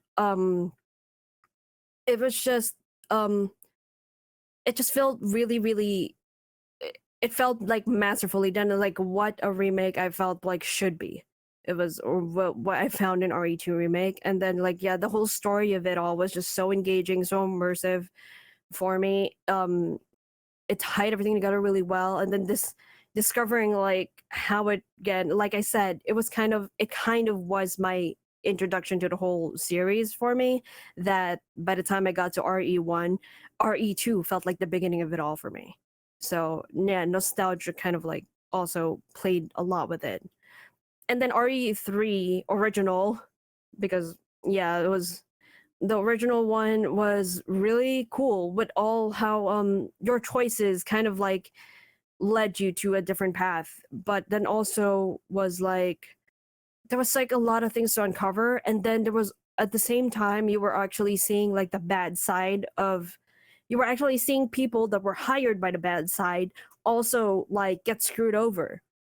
And it was kind of like interesting for me because like there was like other people like Carlos, and then there was Nikolai. I mean, was he Nikolai, that guy with the hat that was like wounded there? No, and that then- was Mikhail. There we go. Yeah, thank you so much for the correction. But like Nikolai was the asshole, right? Yeah, That he was, was the guy with the white hair, the silver fox, Nikolai. yeah, thank you. But yeah, that dude, yeah, like they essentially didn't know that they were like like kind of like yeah, expendable assets, but and then in general was just like, I don't know if they had an inkling actually that essentially the person who had hired them or who they working for were the big bad people, but like looking at them and then seeing how much I mean, seeing in their eyes how absolutely fucked up their employers were, and then essentially making their choice of, you know, being, you know, their choices, like being a good person, sort of.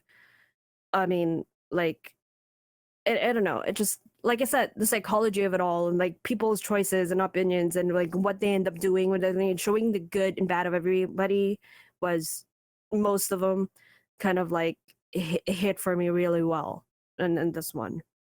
And yeah, and then I thought Nemesis was truly terrifying. I mean, he's right up there with Mr. X. Like the both of them were truly terrifying for me. And yeah, that's it. I took up so much time. I apologize. I don't know. It's fine. I just had to sort of wrap up my worst list for the stories, so I'm gonna try to get through that quickly. All right, so I still have 5 picks for this. You know, everyone somewhat said this for some of their lists, but Operation Raccoon City, wasted potential. And what if stories should be done in Resident Evil? I don't have a problem with them per se. I think we should probably do more of them. I wouldn't mind if they do like a Resident Evil 1.5 or something, and they experience the original story from RE2. But for Operation Raccoon City, it just seemed like you were just running around trying to assassinate random targets. And I know you're like you're the USS Hunk Squad, but it wasn't as compelling as one would have, you know, thought it just didn't feel like it was something intense that you would expect, and maybe it's just the run-of-the-mill nature of the game that impacted that story. And I remember in the marketing, they're making this big deal, oh, kill Leon, kill Leon, kill Leon, and then when you kill him at the end, and you finally do it with the decision made, because it's like a choice to kill him or not kill him, it's underwhelming. So I didn't really like Operation Raccoon City and the way they presented their story. It did, of course, touch upon the world and what was going on at the time, and some of those aspects were interesting, and it was interesting playing with the bad guys, but it's low on my list because, again, it's not as intense as I thought it would be, and the ultimate mission of the USS to kill some of the older members was kind of disappointing. So next up is RE Vendetta. I think it speaks for itself here. It has cool moments, but it really is RE6 2.0. Literally, someone shoots through a building and kills like dozens and dozens and dozens of people with a rail gun, and you just wonder why the BSAA is not court-martialed after this. The A virus was dumb as well. I didn't like the subplot with Glenn Arias also lusting over Rebecca because she looked somewhat similar to his wife. And then the first thing he decided to do was put her in a wedding dress and present an arm to her of his dead wife in order to entice her and marry him. And I thought that was like super fucking weird and dumb. Like I just remember watching that the first time. I was like, the action scenes are great, but the story is bad. Like, so that's one CGI movie off my bucket list that I didn't like plot wise. The RE Netflix show, now I haven't seen it in detail, so I'm gonna be super quick, but what they have done.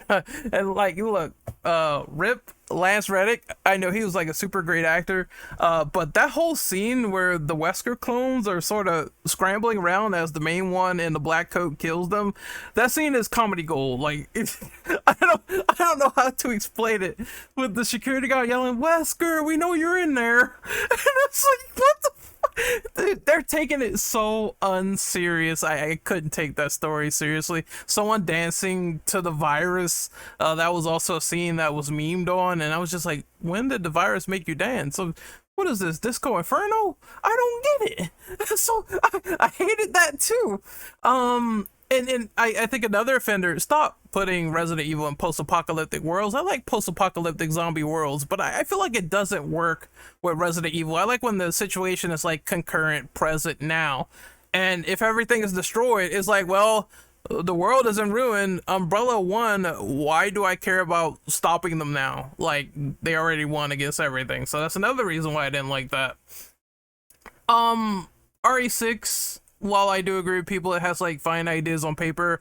It also has Simmons, which is probably the worst villain motive wise and backstory wise I think I ever seen. I feel like a remake would have to significantly improve him, as opposed to saying Ada is the piece of Asian coochie I will simp over and I will blow up Raccoon City just to gain her favor. So I thought that was ridiculous, and it's made even further ridiculous by turning Carla, the woman that has the hots for him, into Ada Wong, and then she goes crazy, and then she starts fucking Simmons up in terms of establishment and business. Now, I thought Carla was interesting, but the fact that she's tied to Simmons also doesn't really help her much. And then I guess I was alright with Jake. He's Wesker's son or whatever. The only thing I didn't get is, how did Wesker, a person that is a narcissist and egomaniac, decide to go to Eastern Europe and get himself a little bit of a prostitution liaisons, as we call them. I know this part's gonna be funny. I'm trying not to be super funny, but still, just the way you describe that plot and what has happened is ridiculous. I don't think there's any other way but to be comedic about it. And then the last on my list is the later Resident Evil movies with Mila Jovovich. It's now the first one is fine. I argue like the first three are kind of like, even though they take liberties that I don't really appreciate all of the time, at least they have some sort of throughput, whereas after those three movies, when they started doing dumb stuff and making Wesker a Plaga, and also killing the characters off screen, where you have to read a stupid novel in order to really understand what happened to them, I think is very, very bad for the canon of how they ended that, which is just super bad. Again, you have your main villain Wesker dying to a door and screaming, "Help me!" Oh, he does say "help me." He's like, "Help me!" after his foot is cut off. So you just turned you turned one of the greatest villains of Resident Evil into a wuss, and he's pleading "help me" on the ground to the protagonist. I can go on, but I think that's enough. And I think a lot of people probably agree with those segments. What they have done to those particular stories is absolute character assassination and bastardization. And it probably can get worse, but from what I've seen, it's just, that's the worst to me. So we're gonna move on to the best and worst levels, and Zamzara, I'm going to let you go on this. Alrighty then. So I'm gonna be probably just as quick and concise as I was on the first round. And I'll switch things up a little bit. I'll start off with my worst levels. This is my worst levels, starting with number 5, RE4, but specifically the Umbrella Facility.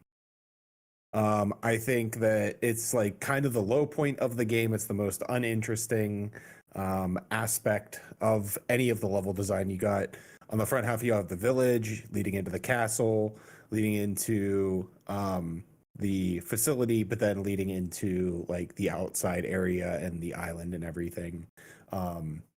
So really the most, luckily at RE4, which is why it's so low on the list, is it's not very long. So number 4 worst level, RE2, specifically the Umbrella Facility. Once again, one of the most boring parts of the game. I think they do it a lot better in the remake of that. They make it a lot more interesting and a lot more versatile, and a lot more interesting to play in. But especially in the original game, it just felt really flat and uninteresting. Still slightly better than the RE4 segment, but not quite up to snuff. And then moving on, the next one is going to be, what did I have on my list here? Oh yes, RE Code Veronica, Antarctica, so the Umbrella Facility. Once again, just I think that's kind of the most boring part of that whole segment of that game. The whole first half is just great. You're going through like Rockfort Island, really getting to the nitty gritty of things. It was just really interesting puzzles taking place there. It's not just like vials and key codes and card keys and everything there. And it just really falls flat after everything else that came before it. And I think that's really the crux of it here. And then after that is probably number 2 is Resident Evil 1, the Umbrella Facility. So the facility under the mansion where experiments are taking place, and it's just once again, they do it they make it more interesting in the remake, but in that first game, the original game, everything is just so flat and sterile and uninteresting. Sure, you're getting your lore dump and everything at that point in the game, which kind of maybe helps it a little bit, but just from a pure level design perspective, it's just go get this key code, go get this password, whatever. At least in the remake for Resident Evil 1, they have the shark and things like that, which kind of make it a little bit more interesting, but ultimately it falls flat. And then number 1 worst is the Umbrella Facility from Resident Evil 0. So I don't think I need to reiterate my points anymore, but I think all the Umbrella Facility sections are rather boring from a level design perspective. They all boil down to the same thing. Most of the games lead to that point, almost always.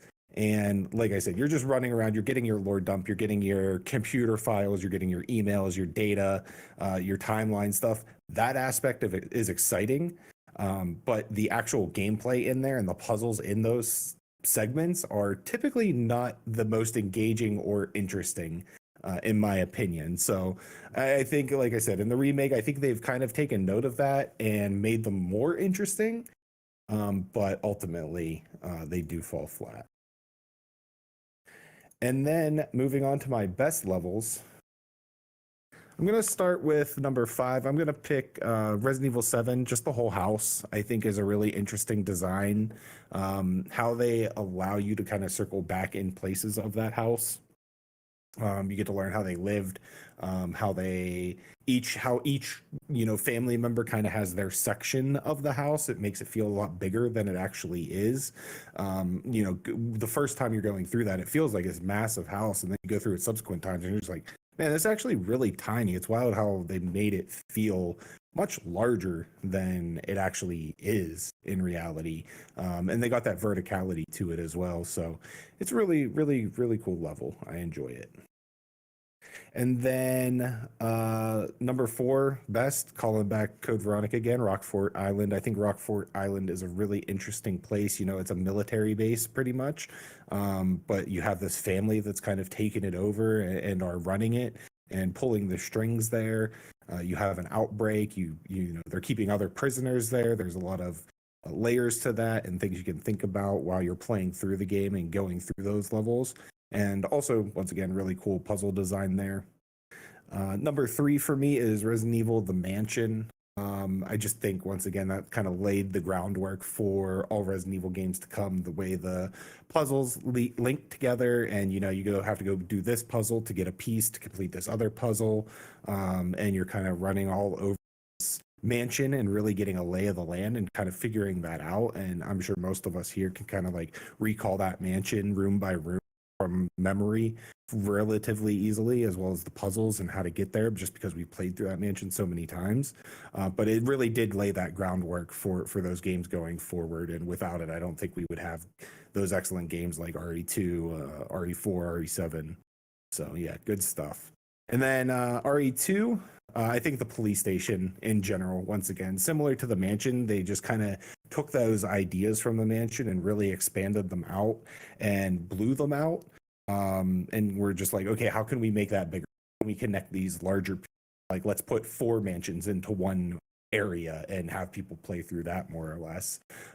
So just going through getting them the medallions and the door pieces to unlock the basement facility, going back and forth and getting doorknobs falling off and things like that where you can't go back, and having to burn the bodies and having to memorize your paths around, that whole thing, that whole police station is just, like I said, everything in the mansion, but done, bigger and better. And then my favorite is from Resident Evil 4, specifically the village, that first segment from the village up until the lake. I think that whole sequence, while Resident Evil 1 and 2, they're wanting you to learn these maps like the back of your hand and do a lot of backtracking. And Resident Evil 4, you're just always pushing forward and going to the next thing. You do loop back to other places, but you're never really backtracking, so to speak.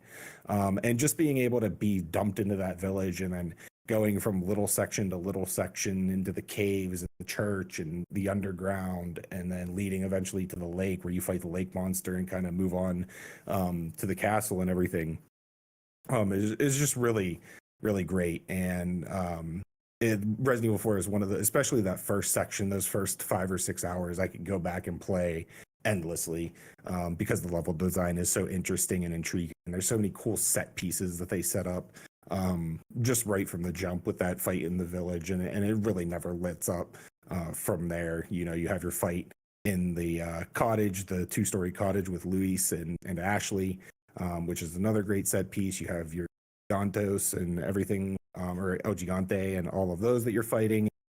It's just a really great area to host all of those horrors and everything you have to face to get through Resident Evil 4. So yeah, good stuff. And that concludes my lists. All right, I'm going to go really quickly again, and then I'm going to let Ren Ren Ben go after me. So levels I also tried to keep relatively short. I'll go with worse. They're kind of segmented, but it is what it is. So snowmobile levels in RE6, I think it goes, without question, to hate them, to loathe them, to piss on their corpse. It was awful. I'm talking about if you touch the nearest tree on professional, you're pretty much dead. It's so much trial and error that you want to rip your hair out and, maybe rip your pubes out at the process. I hated this. I don't know why they did this. Like, it gets on my nerves to see such badly designed levels, especially vehicle segments. I'm talking, it's not the only one in the game either, with the motorcycle segment, the car segment with Chris. Any vehicle segment in RE6 is a complete joke. Another terrible level is Ada in a helicopter. Again, it speaks for itself. You are on rails in a helicopter for about 30 minutes. That's bad game design. You're sitting there doing nothing for 30 minutes in 8 to 5. So it's like just trying to process that. It's the worst thing I've ever seen in my entire life. Everyone riffs on this level, and I guess I included it like in the middle of the worst. It's like, it's just there. But the boat segment in RE7 where you play as Mia, I think the issue with this level is that it kind of is supposed to be a pace breaker level, but it's really easy because all you need to do is get the submachine gun and you can run around the entirety of the boat blowing everything away, the submachine gun and the mines, and none of the molded will be able to stop you, and you feel like almost a superhero. It doesn't mesh in line with the survival horror aspect of the game if you just run for the fucking submachine gun, and I hated it because like the rest of the game is fine to that point, straight up survival horror, but then you get to the boat and you're overpowered. So I just didn't like the paradigm of how it went from survival horror to action horror. I don't think they did it well at that particular point of the game. Moving on, we have the church in RE0. This is probably, I probably would say it because this is in no order, but this is probably one of the worst design levels I think I ever seen in my life, simply due to the fact that you got to go to the church and kill the bat. I understand that, of course, hard boss, and then what is like remaining in the cathedral is pure cancer. I don't like that segment where you have to take Rebecca, put her upstairs, or a character has to climb up and someone's in danger. You can't go back and, get them because both of you are technically separated. And then Capcom has the balls to spawn leech enemies downstairs where you have to take a key item from upstairs and put it downstairs. So Rebecca or one of the characters is dealing with this, and it is just a clusterfuck. I can't stress this enough, and I also believe that upstairs is friggin' hunters. So if you're not prepared for the cage portion where you have to get the key and run out, you are going to die. It is, it's hard to describe it. It's like they just decided to put the hardest segment in the game for no reason whatsoever, and if you don't know what's coming, you're dead. So that part in RE0 is balls. It's just pure balls. It's testicles. It sucks. And the last level that I don't like, I wouldn't say I like it the least, but the thing is that I just don't like it in general. It's the whole Tricell facility in RE5. It's the portion where they first spawn the stupid roach bug, the Reaper, and leading up to that point, you were fighting people with AK-47s, grenades, rocket launchers. You were fighting like a steel battalion. I don't know who programmed that level, but could you dial it back some if you're gonna remake this game, or give me a lot of tools to be able to handle two people that has AK-47s and one with a rocket launcher, because taking cover with the finicky cover system is not good enough. Yeah, I truly hated that part leading up to the bug. It felt interesting to fight him, but everything else beforehand is pure balls. So that's my worst levels for now. The best, obviously, I'm just gonna glaze these real quick. RPD, fantastic level in Resident Evil 2, 3. It's just going through there, solving the puzzles, the slow burn, and then the dread that comes with finding the liquors, and the fact that in the remake it's like super dark too, so you don't know what the fuck going on. Like you're like, okay, I need to turn on the power because everything is all dark, I can't see, and it is like a complete subversion on what you thought was the RPD. Like, it has the same sort of layout, but it has differences to it as well, where you're going in certain sections and getting like certain keys and finding things. I loved it. I love the RPD so much. Spencer Mansion, a classic, hands down. Just great design. The way it looks in remake is just spotless. Well, maybe not spotless, with flesh-eating zombies all around the corner, but I'm just talking like just great, flawless level design going from point to point. Interesting like places, certain doors you have to unlock, surprises as well, because stupid zombie in the bathtub is the first jump scare I think I had on the GameCube version of Resident Evil, but I digress. I like the lab section in Remake 2. As Zamzara said, you know, they're not really, they're kind of like point for point. They're not really interesting when you really think about it, but I felt like 2 brushed that up. The interesting part where you have to go through the plant section, I found it cool that they decided to make Mr. X spawn here gameplay-wise. So you're kind of really kept on your toes when you get the key cards and you're like, okay, I have the last one. Oh shit, there goes Mr. X, ready to X go and give it to me. So that part really kind of threw me for a loop after playing the original and then playing that one. So I liked it for the most part. Again, you're finding lore, you're finding emails and all that other stuff, but they decided to chunk it down in a very condensed manner, which I really appreciate. And the last 2, self-explanatory. The village in RE4 is amazing for level. Very, like, it's a lot of houses and stuff to go into, a lot of stuff to find. The big skirmish and the fights that you have in the beginning, fantastic. Chainsaw Man coming out of the ether and trying to cut your head off. That's also pretty, you know, crazy, that intense fight. I don't think you could go wrong with that first portion because they did it so well in terms of like examining the area, setting up the basic enemies, even setting up surprises when it's nighttime, setting up more surprises if you decide to shoot the lake, but I'll leave that to players to find that out if you haven't discovered that already. A lot of cool stuff going on. The intro boss fights are incredible too as well, and the clock tower is once again iconic. It does not exist in the remake, but it does exist in the original, and it sets up the climactic battle between Nemesis and Jill, where it's like, okay, she has the helicopter, come to save her, Nemesis downs it, and it's like, now you have nowhere to hide. This is where I corner you. Carlos comes in, swoops in, starts shooting him.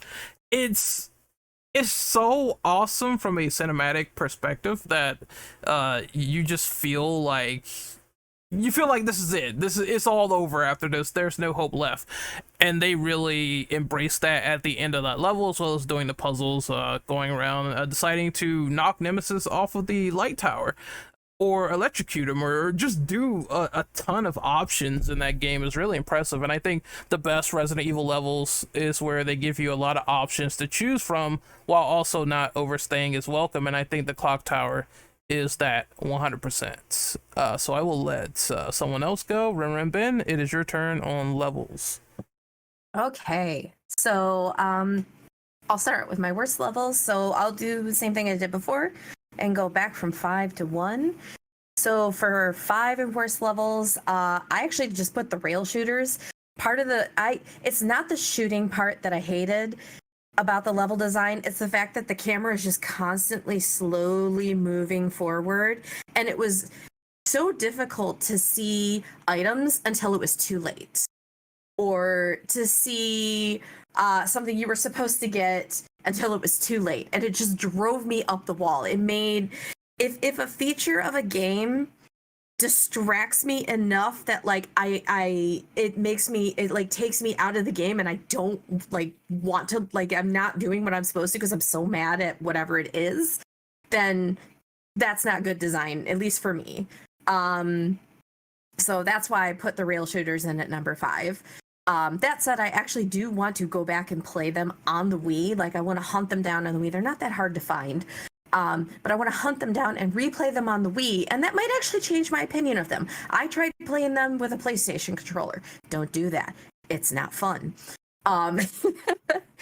But then for number 4, I said the island in the original Resident Evil 4. I still didn't necessarily think it was the best in the remake, but they improved on it so much. It wasn't as long. It didn't, I don't know, it just, the island section in the original RE4, it drags. It doesn't feel like, it didn't felt like it fit as well with the other parts of the game, because you went from the castle to the island, and the castle was really cool, and the castle freaked me out because I remember the first time that I entered a level I'm going to talk about in the best levels, and I heard those monks doing the more. I was like, oh my god, what the heck is this? But then you go to the island, and it's not scary. It's much more action focused, and I hated the way it was designed in the original. I like the remake better. But number 3, I'm agreeing with Ren. I hate the snowmobile in 6 so much. Even on the non-professional levels, it's time consuming. The steering is wonky. It's not fun. It was cool because we found, like, that was the part right before that, or that's the part right after we find out that, you know, Sherry's got this wild healing ability because of her exposure to the G virus. But then we have to go into the snowmobiles, and you're like, oh, it takes so long, and it's so annoying, and just, no, I don't like those. I put as number 2 the Birkin fight in Umbrella Chronicles. I think was it Umbrella Chronicles or Dark Side? It might have been Dark Side Chronicles. Either way, when you fight Birkin in that rail shooter game, it is a nightmare. Like, it's so hard to aim. It's not fun. He hits you, like, he takes so much health when he hits you, and it just was so incredibly stressful.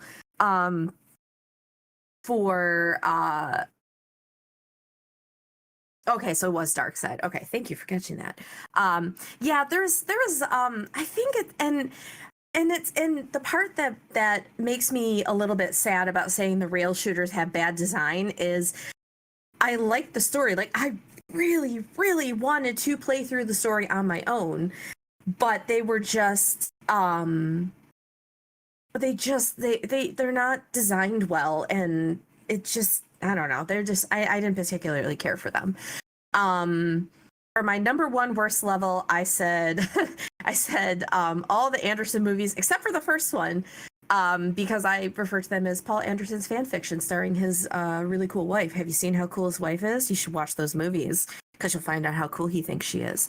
Anyways, I could go on and on about those movies myself. But in particular, the desert. Like, I understand that it's supposed to be like it's post-apocalyptic and look at zombies are overrunning the world and there's not many people left, but like, why desert? Like, why? I just never understood. I hated it, and that's where the crows come in, and just no, I don't like it. I don't. I think it's like because the world gets story-wise, the world gets bigger because you start out in the Spencer Mansion, and then you go to Raccoon City, and then, you know, like, it slowly, the world expands. The part of the world that's being affected expands as you go through the games. But it's like the movies took that and just went from like 0 to 220 in like 5 seconds, and it was like all of a sudden just, oh no, the world's ended, and I was like, did that happen awful fast? But yeah, it just is not designed well. But yeah, I just also had to get that fan fiction cracking because I don't like those. Let's talk about the best levels. So for number 5, I agree with Zamzara and said that the RE1 mansion is one of the best levels. I like how it builds on itself. I like how you had to backtrack, but the backtracking to me never felt like a chore. It still doesn't feel like a chore because I've gone back and replayed that game. I don't even know how many times at this point. You get new monsters first, especially especially speaking particularly to the remake. You get the Crimson Heads, and then later on you get the Hunters, and there's always like something coming up to, challenge you and keep you on your toes. And for a relatively simple idea, for a relatively simple idea of a survival horror game set in a mansion and then eventually the labs. Not as big a fan of the labs. It takes that idea and builds on it in a way that I think is really, really well done and well executed. Otherwise, I don't think people would still be talking about it, particularly the remake version. I mean, really, the original too. People wouldn't still be talking about that game now as much as we do if it wasn't designed well. But particularly the mansion is designed extremely, extremely well. For number 4, my best ones are a little more nitpicky. My worst ended up being more broad, but my bests are more smaller. But number 4, I picked the Salazar fight, specifically the RE4 remake one. I loved that boss fight the first time I played it. The music is, in my opinion, the best boss music in that entire game. Like, I will listen to that. I think there's I found one where somebody had like looped it for a long time, and I will just sit there and listen to that. Best boss theme in that entire game.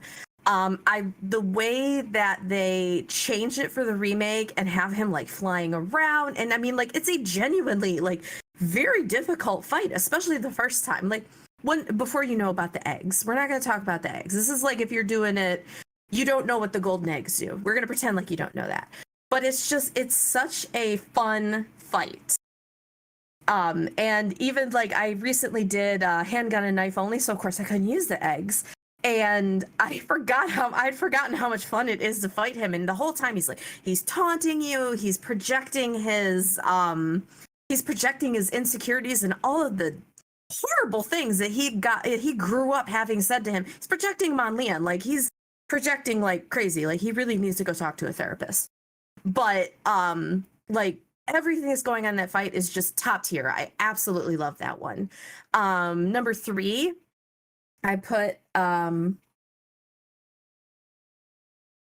that's a good question, Ren. So yeah, due to the boss. Yeah, I was talking about the Salazar one.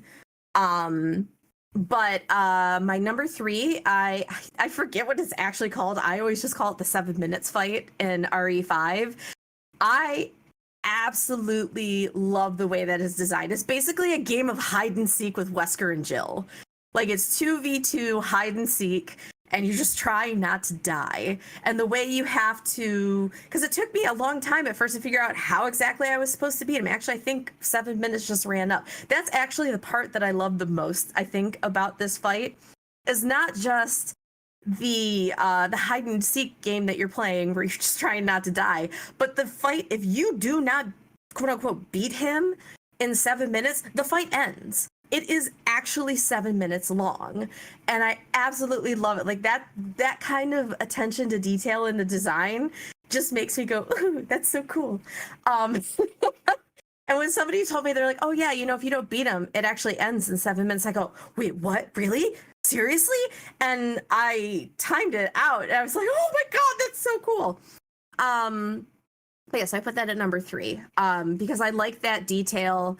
I like that you have to run around and get the items, the different items. There are different things that you can get. I like that you can't just stand, like, you're not just standing there and shooting at Wesker or shooting at Jill. Like, you have to actually be a little more strategic about it because he's fast and he's going to dodge your bullets if you don't catch him off guard. Anyways, number 2, I said the Waterhall level from RE4. Actually, both OG and remake. And it's funny that I put it as one of my best levels in my opinion, because I absolutely hate that level when I'm playing it. In the OG, that's the one that when you're standing in there and I'm looking around and I'm like, oh my god, what am I supposed to do? And you just hear the monks chanting and I'm like, oh my god, what is this? What fresh hell have I come into now? I absolutely love how you have, like, there's two parts to it. You have to not only protect Ashley, but you're also trying to dodge these monks who are shooting at you, and like there's all kinds of different things that you have to do. It's not just get through the room. It's get through the room, but make sure that, you know, you have to have to be more strategic about it. And then they took that a step up in the remake because you know, they added it felt like it's been a hot minute since I played the OG RE4, but it felt like they took everything and then upgraded the monks, upgraded the difficulty. Like that second half, if you're playing the second half of Waterhall on a hardcore or professional difficulty, oh my god, like if your aim is not dead on, like Ashley's getting grabbed and you're doing that second part all over again. I mean, like the difficulty is so high with that. And I really, as much as I hate that level, I also really love it. And my number one is the Beneviento house in Village. It was a specific type of visceral survival horror that I did not expect in Village, given what we had played up to that point. And then you got to that part, and then you get to the part with the baby. And even before you get to that, you get to the part where you're like, oh look, oh okay, there's part of my daughter just sitting there. Cool, I can grab it. No, you get everything taken away. Like you are as helpless as you can be, and then the baby comes in, and you're just trying to get away from this baby, and it is the most terrifying stalker enemy ever. And I just did not expect that from Village. And I just like it of all four of the lords, it left the biggest impression. So I think probably one thing I should have said at the beginning is that a lot of what made me decide what I considered a best or worst level are particularly best for ones that really stuck out in my mind for a unique characteristics or a really unique experience, or ones that didn't make me go, oh, to play that again when I sorry, pardon my language, when I played through the game again. And yeah, like that baby no. And then you kind of revisit that terrifying experience in the DLC. Oh, and they step it up. And I like that. And so that's why the Beneviento house in particular, I put as the best levels. There's my list. All right, Yeet, it is your turn. What are the best and worst levels of Resident Evil in your opinion? I'll start with the worst. This was a bit of a tough one. I'm just gonna go with 3 because I have ones that are probably gonna take way longer that are positive. But one in God, this is gonna sound really sucky, but this is a difficulty specific one. But the boat and the mines section in RE7 on Madhouse. I know this isn't really, but I did need to say honorable mention for this is because it was so difficult. I barely had any ammunition like by the end, but I'll actually get to real pick. I have to go with RE0, unfortunately, even though I love this guy's mental design. And it's the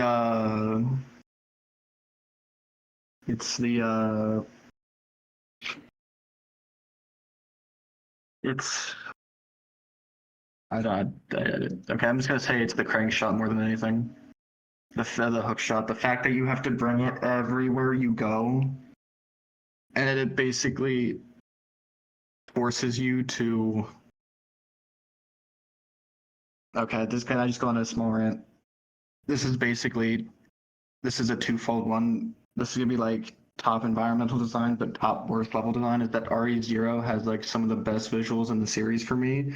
I love every look of every place. I love the train. I love the training facility. I love the fucking look of everything. But the fact that like you go from having the train and then you send up somebody else, then fucking it's a 50-50 chance of you pick the correct person to go to the correct spot, or if you have the correct item, because you have to go all the way back to the place and you don't know. The game doesn't tell you, oh, send up Billy here because he's better at fighting this creature, or if you go send him up to the bat, you'll have to have the character who has the better stats. Because if you didn't know, RE0, actually the two characters have different stats. I think Billy's better just generally with handing guns, and Rebecca's like can throw better, and I don't know if she has a crafting thing, but I know she's not as good. It's just the fact that the experience between players can be so drastically different between. This is also going to go into my next one, but the fact that this experience can be like so drastically different between players. And I like RE0. It's just if you don't know what you're doing, it's going to be a shit time. Otherwise, if you like playing again and you know, oh, I need to go this, I need to do this, you'll probably have a good time. This segues into my next one. Switching to Chris in RE0. This not in Code Veronica. It's a similar thing to RE0 where it's like, oh, if you don't know you're switching to Chris, you're not going to put the weapons in the box, and it's just going to be like you're not telling players or not giving them enough information to make the correct decision that will not fuck them over, because otherwise it's going to be like, oh, well, if it's going to make me switch back again, I'm going to put all my stuff in the box. It's like, you don't know that. And it's if you man, these games could be so good if you didn't have to randomly know what to do at the precise time. But like you could like, oh, you'd be like, well, next time I'll put all my items back in the box. Well, no, that doesn't work. I don't want to rant about the bad stuff too much because I like talking about the good stuff more. I'm not a negative person. Years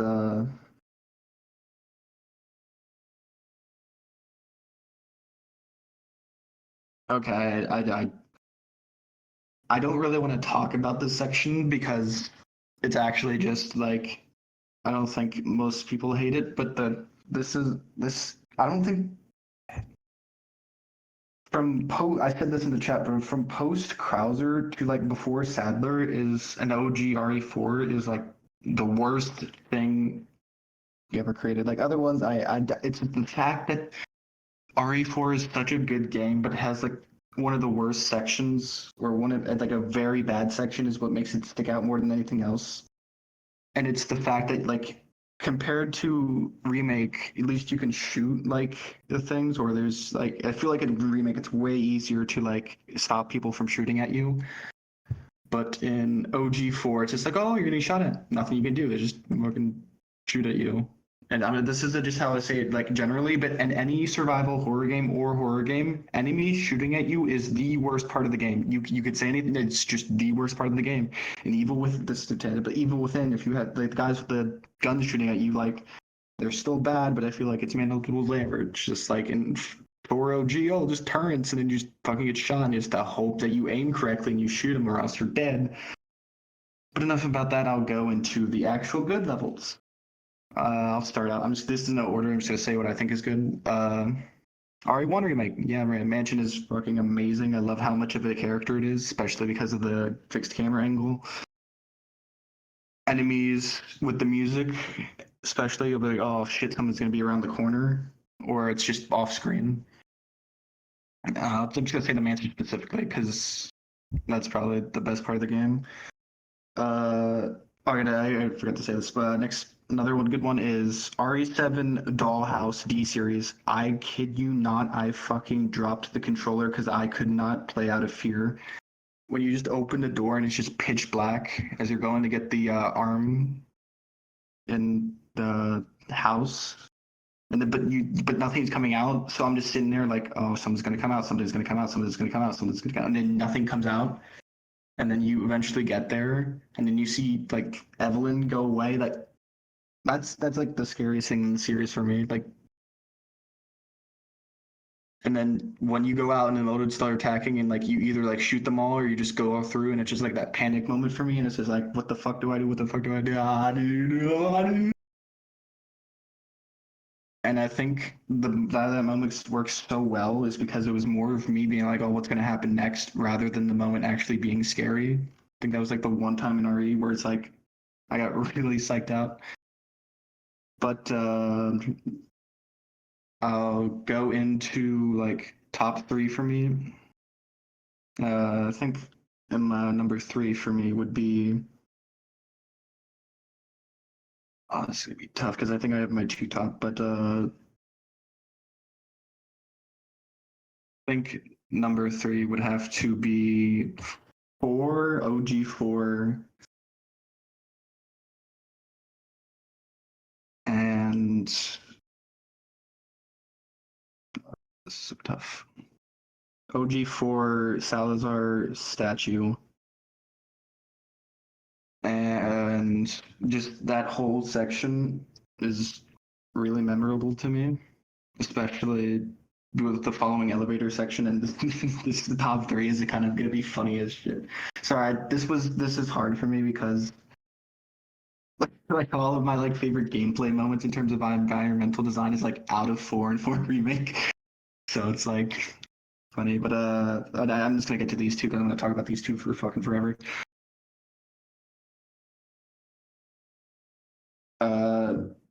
Well, one of these, but like top 2 is like Krauser level in 4 remake, and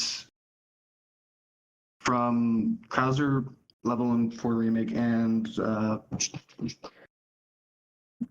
chapter where you get into the hall and you have like 3 choices on where to go for the goat head and the stuff. Like those 2 chapters, well, that to like the Salazar fight as well. It's just amazing because you have 4 options, well 3 technically, but you can go to Knights, you can go to the drop down lore from OG, which I thought was adapted brilliantly, and then you have the diner section. I wish there was a good door, but I still love it. Then you can backtrack to before down now that you have the cube, and you can get the treasure that's there, and you can also find a couple of cultist chanting, which I found really cool. Just to make the world feel a bit more alive. Or you can go back and get the thing. But the fact that you have 3 options is cool. And then it goes into the Ashley section, which I love. But then it goes into the fucking Vistadors, and then it goes into the double Gyarados room. Like it's so good back to back to back. And then it has fucking one of my favorite moments in the franchise, which is the whole Verdugo fight, and having that be a cap off for like the chapter that you go to fight the 2 Gyarados in is amazing. And I'm just really hard to say this because it's like 4 chapters, but I feel like that's where RE4 remake shined the most for me, because I feel like every time I get to that, I feel like I have to take a break, come back day later, because I know I'm just gonna do like those 3-4 chapters with Luis and everybody back to back, Luis and then Salazar and then like everything there back to back to back, and then there's also Krauser's fight, which I think is like one of the best moments, because I like it way more than OG, because I feel like it's just you and you instead of fucking flying robots. And I didn't like the robot mines in OG, but I also feel like having multiple fights take place throughout instead of just like him peeking here and there is way better. Especially now that the parry knife is like, it's so good, man. But I think I've did long enough. Sorry, it's just really hard to talk about things when I get so hyped up, like in a coherent manner. That's fine. We're gonna move on to Spooky. So Spooky, it's your turn for best and worst levels. Okay. I'll probably start by worst because I don't have that many. And as much as I do love 6, but there was one place in 6 that I hate is the underwater facility. I fucking hate it. I don't like the underwater facility, especially as Chris. for some reason. Part of it could be because you had to fight that one kind of weird see-through boss. That boss is kind of annoying, not gonna lie. Especially trying to, like, as you're going up and, you know, try not to fall to your death. But, like, it's not a big fan of that one. 'Cause me and my mom always kind of get frustrated when we play that part together. And we're just like, oh. But that part has always made me annoying. Made me annoyed. I can English.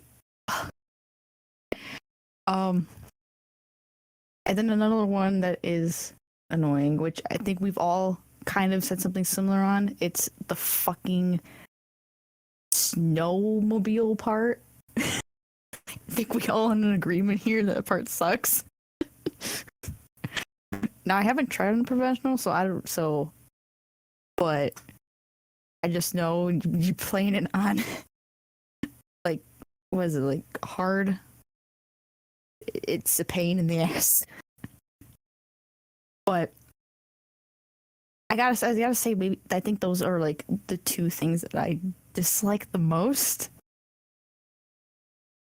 So we're gonna move on to stuff that I like. None of these are in really any particular order at all. I'm just going off by memory here because I wrote nothing down. I'm just going by memory. But one of my favorites, favorite parts is the I really like the whole clock tower section in the OG Resident Evil 3. That part has been in my mind since I first played it as a child because it's just so good. I got to just say about it because it's just so good. Of course, we're all in agreement with the mansion from the first one in both, like, OG and the remake. Like the mansion is just really good because it just has a, like, I love fixed camera angles, and then with playing that camera angle mod for RE2 remake, just like really rekindled my love for fixed camera angles because I love that shit.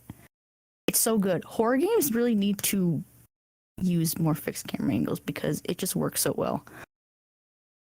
But both, like, OG and the remake, the mansion is just so good because, like, I mean, like, yeah, there's not like monsters in every room, but there's just like always such a sense of like unease.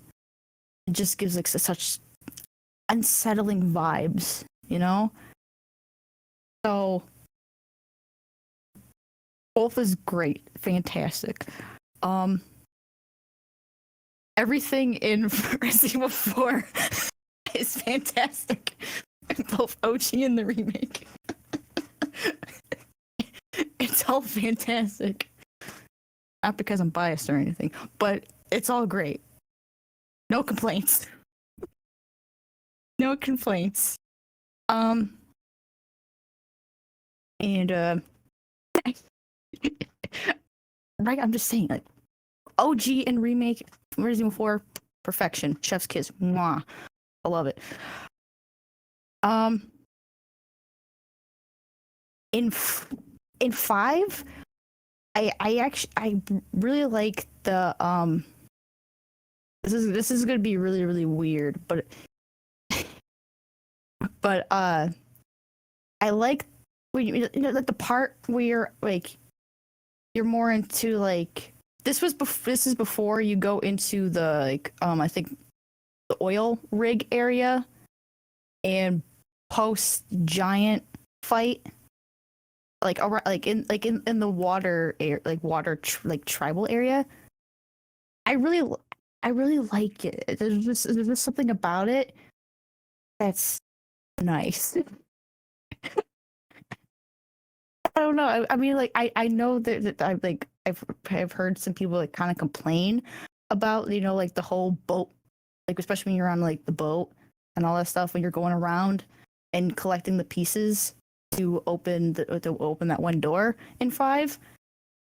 But I don't know. There's just something about it. I kind of wish that there was more stuff like that in the game, because it kind of started like in 5. It did kind of start going to more like guns rather quickly when it came to the enemies. I don't know, but that's just me. And I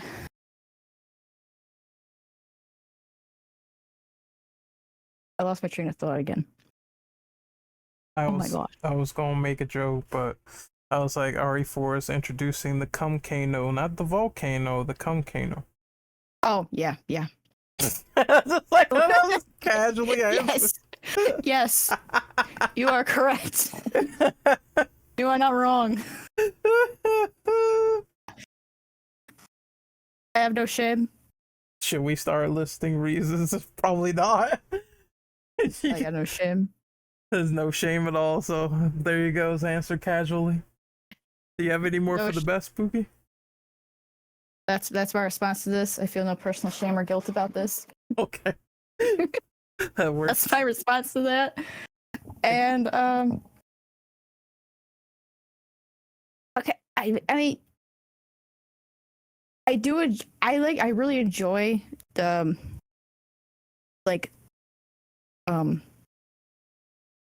actually, okay, I know it did get like a little kind of hate for it, the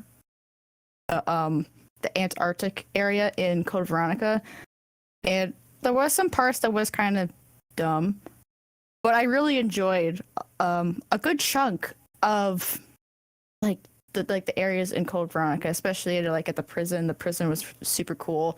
Going at that like the house that was hidden, like in the back and all that shit, and just like it really just like I just like I mentioned with like but for the mansion, for the first Resident Evil game, there's kind of like a sense of unease, especially like how dark it is. I don't know. I just still like Code Veronica. Code Veronica is a great game. But that's all my stuff. I'm sorry. I stutter too much. I'm sorry. No, it's absolutely fine. It's fine. But Empress, it is your turn for the best and worst levels. Probably not a lot, because like I said, I'm poor, so I didn't get to like play a lot of the games really. I just ended up like reading up on most of like the stories, so I had a lot of input on those, but like, and watching the walkthroughs. But for those that I have like played and like watched, for the worst, I mean, in no particular order, because I mean I couldn't decide, but like I as much as I love Resident Evil 4, I hated I didn't like the island part, wherein it just dragged on, and then especially, and like it was so loud, that part with the helicopter one was like, yeah, I'll take cover, and then it'll shoot the baddies and stuff, and it was like, why do I even bother doing some stuff then, if you could just like do everything for me? So it was just like and then like and it made me feel incredibly guilty afterwards, because like because after that he gets shot down, and the helicopter dude dies. So I was like, oh, well, now I feel bad now for hitting on you earlier, because you were destroying my ears. But I just also didn't like that whole that guy with the Gatling gun thing. It was just absolutely driving me insane. And then like afterwards, depending on how lucky you are, some other crap like spawns out from their heads after in just that like island. It's like as if I am not having the worst time of my life anymore. And then the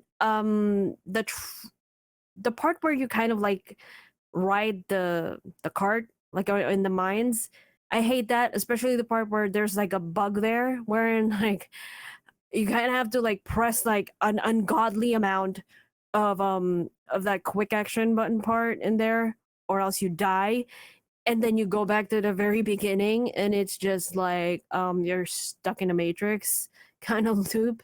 So that was frustrating. I mean, in the remake it kind of felt better, but also like harder for me, I guess. But like um yeah, I appreciated the fact that they added Louise there. Though there was like more of Louise felt more useful in the remake, so I kind of like appreciated that. And I kind of like the more actually in there, instead of he had he had funnier lines in RE4 original, but he felt more fleshed out in the remake for me.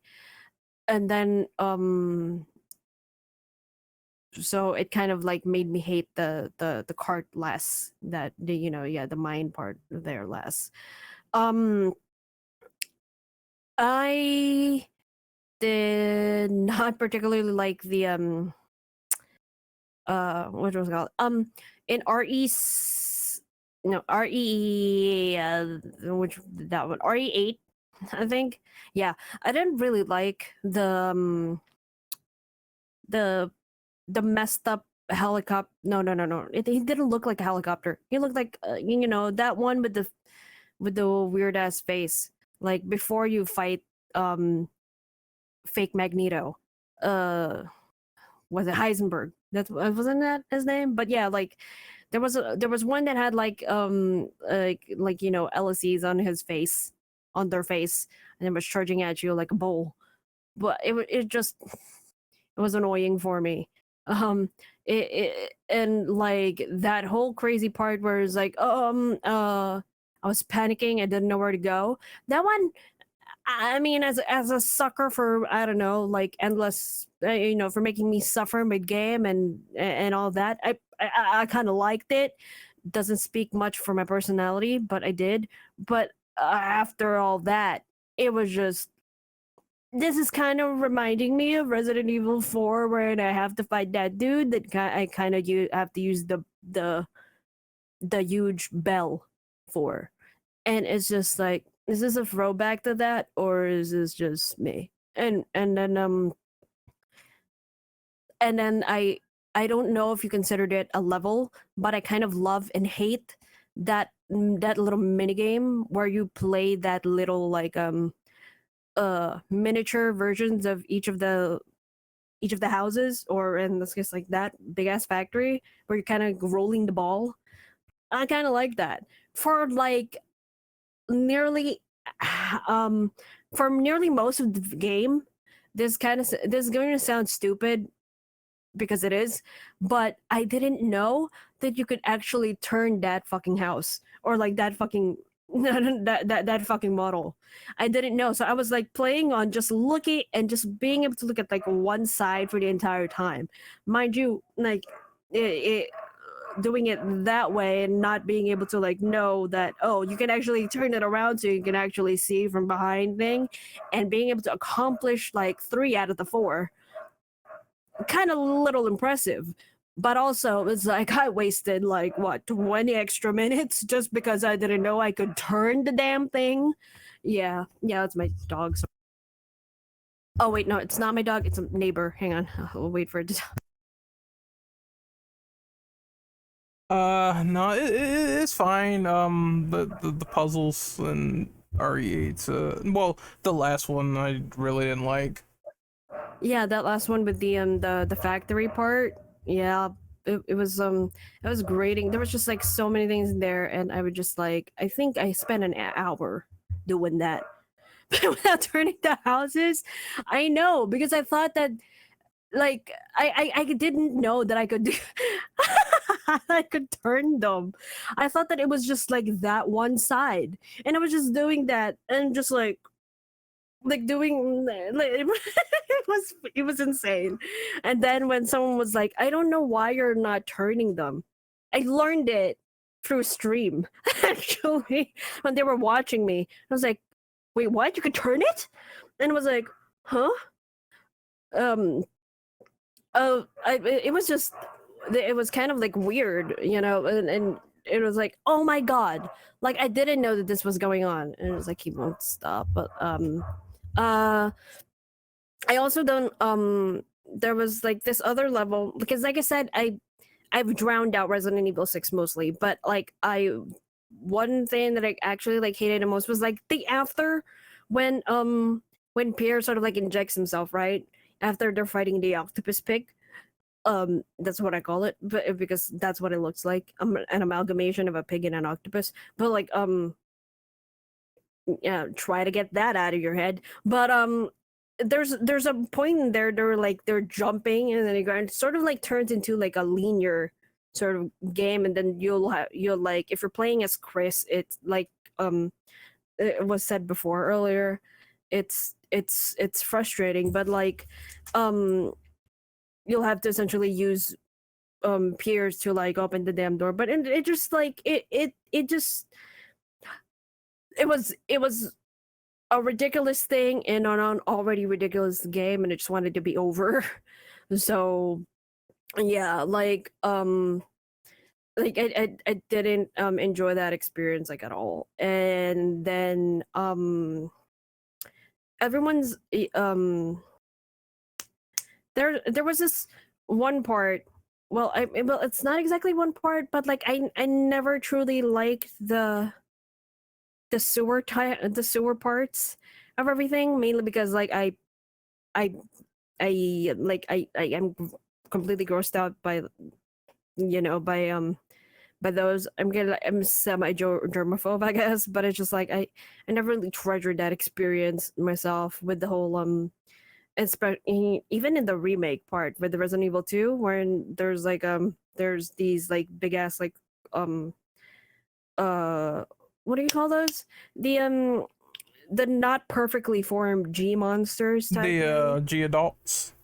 Yeah, I never liked them. I mean, like it just and I never really truly figure out how to like actually like kill them like without even using most of your ammunition and all. So it's just it was frustrating for me to like navigate through that. And then I I actually thought that it was harder for me to like go through all of that, although I guess much fruitful, because like in Resident Evil 3 there was like the whole frogs that kind of like one shot eat you. So I don't know which one I hate more, but yeah, I'm probably missing out on quite a little bit of a few of like the levels, but that's what I like don't like. um there was like, where was it, there was like a and for like a good ones at least, for the best ones, I absolutely love the house with the puppets part. I mean, not now, yeah, like with the whole like the baby, and then I even like didn't really feel bad about the mannequin part with like Rose. I mean, they were like featured heavily in there. I thought it was still like freaky, but I essentially have like I like playing games, like especially with horror, wherein I'm able to fight back. Like as long as you give me a weapon, I'm Gucci. So when you take that out of me, it's sort of from me, that ability to like fight back, and I'm just like restricted to just hiding, even though I really feel like I could kill this bitch in 2 minutes.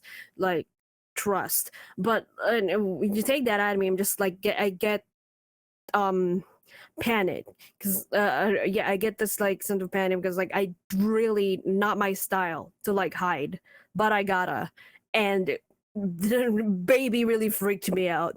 That he just literally freaked me out, and I didn't even need to like see what he looked like. Like, I mean, up until the end of it, I mean, I saw that whole crawling slimy thing, and I thought it was like, that's nasty. And then when I like finally turned in the elevator and finally saw it for what it looked like, I was just like, I need a minute, or like a few weeks before I could get myself situated. You know, I mean, but very well done. Like, I mean, just that whole part before I even enter the water part, or like the part with you know, the factory and all. I enjoyed it immensely, actually. Probably like I even enjoyed the what's his face, that part beating the ugliest one in there, the fish guy. I actually did like enjoy that part even, but probably enjoyed it a lot more than I should have, but because of, you know, explosion. But yeah, like I like that part. And then um the whole, yeah, just everything before, and then the Salazar part was hard for me. But like um I enjoyed how difficult it was, but not gonna lie, I really enjoyed the fact that I could just throw golden eggs at it, and then it was just it was so ridiculous that I was like cackling for like weeks.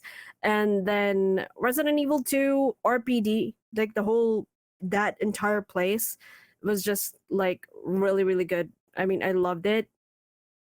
And then except for not so much, like I said, not so much like the sewer. And then after the umbrella part, well, the umbrella part with the I mean the lab part, not on RE3, but the RE2 part of it, I guess, I mean, I'm good with. I mean, I liked it. I was like, yeah, I was okay with it. And then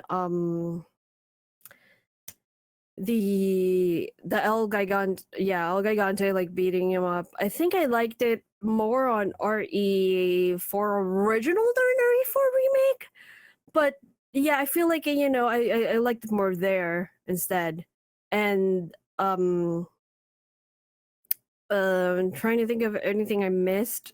Love the whole part with Re's. Oh, there's one. That's one I forgot. Like, although I found it interesting to be like switching from one other to the person with RE0, it wasn't the worst part of the level. Is, I mean, it's quite insignificant, but like that whole thing with the piano.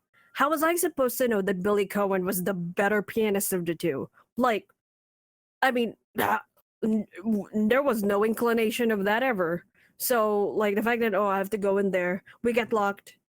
I mean, together if I take it back. Oh, okay. Rebecca can do it, and I'll take it back. Oh, and I feel like it's been saved, but then it doesn't, and then after like maybe it was just like a whole like waste of 10 minutes that I would never get back for a ridiculous reason. And I also hate that the bat thing too, mainly because of like how everything was going down. Like, I love fixed camera angles as much as the next person. I mean, but the whole like, it was incredibly hard trying to fight a flying menace and then not be able to like actually see where the fuck it is. Granted, there was auto aim in those like games, but at the same time it was just like, am I even hitting anything? Because I can't see it, and I don't know how much HP it is. And then the whole leeches thing, because like I said, I hate bugs. It's just like, it adds more to me, and just like, oh my god, it's just one thing after another. And just, the disgust and level of disgust, it was just like rising in me. And then yeah, so I think that was it.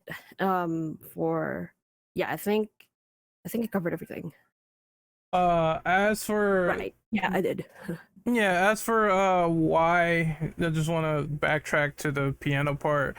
And the person not knowing who plays what. I will say, yeah, for Billy, I could see a person not knowing that, but I guess they want people to know, hey, for Rebecca, she kind of had struggles in the first one, the first remake, where she plays on the piano, and it's kind of like she doesn't know how to do it until the last part with Chris.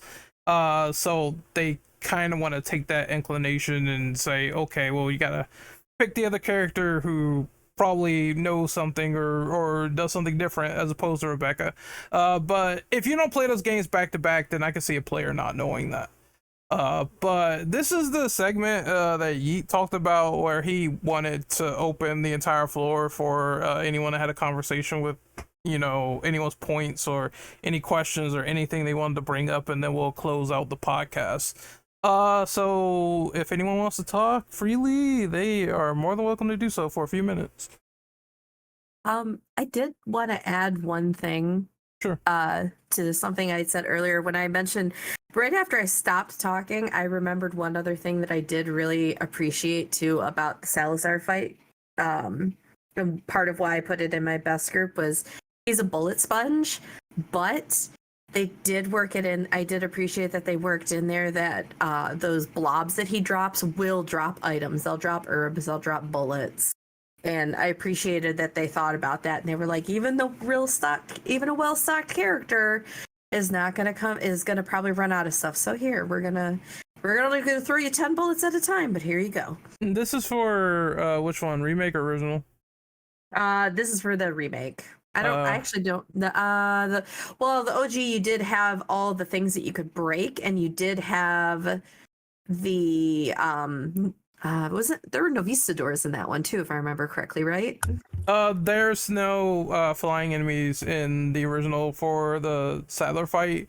It's just him and you trying to hit him with the little background rebar things, but there was like those little tentacle things that would like also like spread like in the original. The bug thing. Sadler, that not kind Sadler. of yeah, Yes, not Sadler. yeah. I'm just talking about like the last boss. Salazar, right?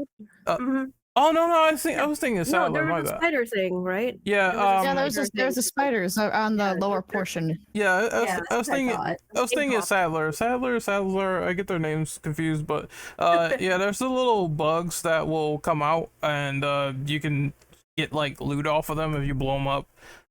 But in the remake fight, I just throw the stupid eggs at him so he'll die. So it's kind of just like, well, he's dead, so I don't have to worry about any of the design or anything from there. Good. Also, in the original, you could just one-shot Salazar with the rocket launcher once he opens his mouth. You could do that in the remake too if you want to. Yeah, you could just blow him up. But for the final boss, I just sort of get a rocket launcher and I just blow his ass up. So honestly, those same. Because am I the only one who kind of like feels like fighting Salazar was harder than fighting Sadler? Oh, definitely, for sure. Which one, original or remake? Honestly, both. Both, honestly, for me. I mean, yeah, granted, like Salazar was like just stuck in a fucking wall in the remake, but it's just like I don't know. I mean, I kind of the feeling that I'm like able to like move like around a lot, and then just the thought of like a really really big like piece of metal you can kind of shove into like Sadler's ass sounds it was like really, I don't know, uplifting for me, that I thought that it was I don't know, that amount of violence was just like, yeah, no, I'm like, this one's easier. I do remember. Oh, sorry. No, I was just gonna say, I'm sorry to cut you off, but I don't like dealing with remake Sadler simply because he has stupid cronies, which is something that kind of brings it down for me, especially on professional, because he's just fucking annoying. So that's just kind of a little bit more in your face. While you could use the spiders to farm ammo on professional, it kind of helps you a little bit more in the long run, or you could just like snipe him in a spot where he can barely hit you, whereas you don't get that luxury with remake Salazar because he moves around so fast. I think too, I do remember with the remake, after fighting Salazar, I remember thinking, oh my god, if this is Salazar, what the hell is Sadler gonna be like? And being a little disappointed because I felt like he was easier than Salazar. Mhm. And he didn't have, I will say one thing that Salazar had that Sadler did not. Salazar had a one-hit kill. If you got caught, if he did the one-hit kill move on you, where he would say like, do stand still, and then if you don't get out of his way, like within the next 10 seconds, he will do that mouth snap attack and one-hit kill you. And Sadler did not have anything like that. Sadler just took a long time unless you rocket launcher him because he has his minions that come out. Yeah. I just felt like once I played that game on hardcore initially, I have a whole different opinion on that. Oh, I have. Ooh, so no, well, now that we were like talking about it, I kind of like forgot like another best like level, I guess, for me on both remake and the original was yeah, the one where you get to fight the right hand. I mean, that I don't know how to call him, but like the one where you get to fight the right hand and then essentially like rule like that. I mean, it was nitrogen, right? Like you know, you get to freeze them and stuff. Like I love that part. I mean, I love most of it for both. And extremely enjoyed it. I mean, I died like a couple of times where like I died the first time I did that, but you know, like it was enjoyable. And then worst, I just remembered something. Oh, and I forgot about it again. Ah, damn it! Oh my god! I'm like I remembered something that was like bad, but then I quickly forgot it as I was going through the best one. But oh my god, isn't it like that? I'll remember as we're talking. Sorry. Spooky, you were saying something? Or did you lose the train of thought? Who, me? Oh. No, the mouse chiligram. Well, Oh no. okay. I was just making sure because I thought someone said something and it sounded like your voice.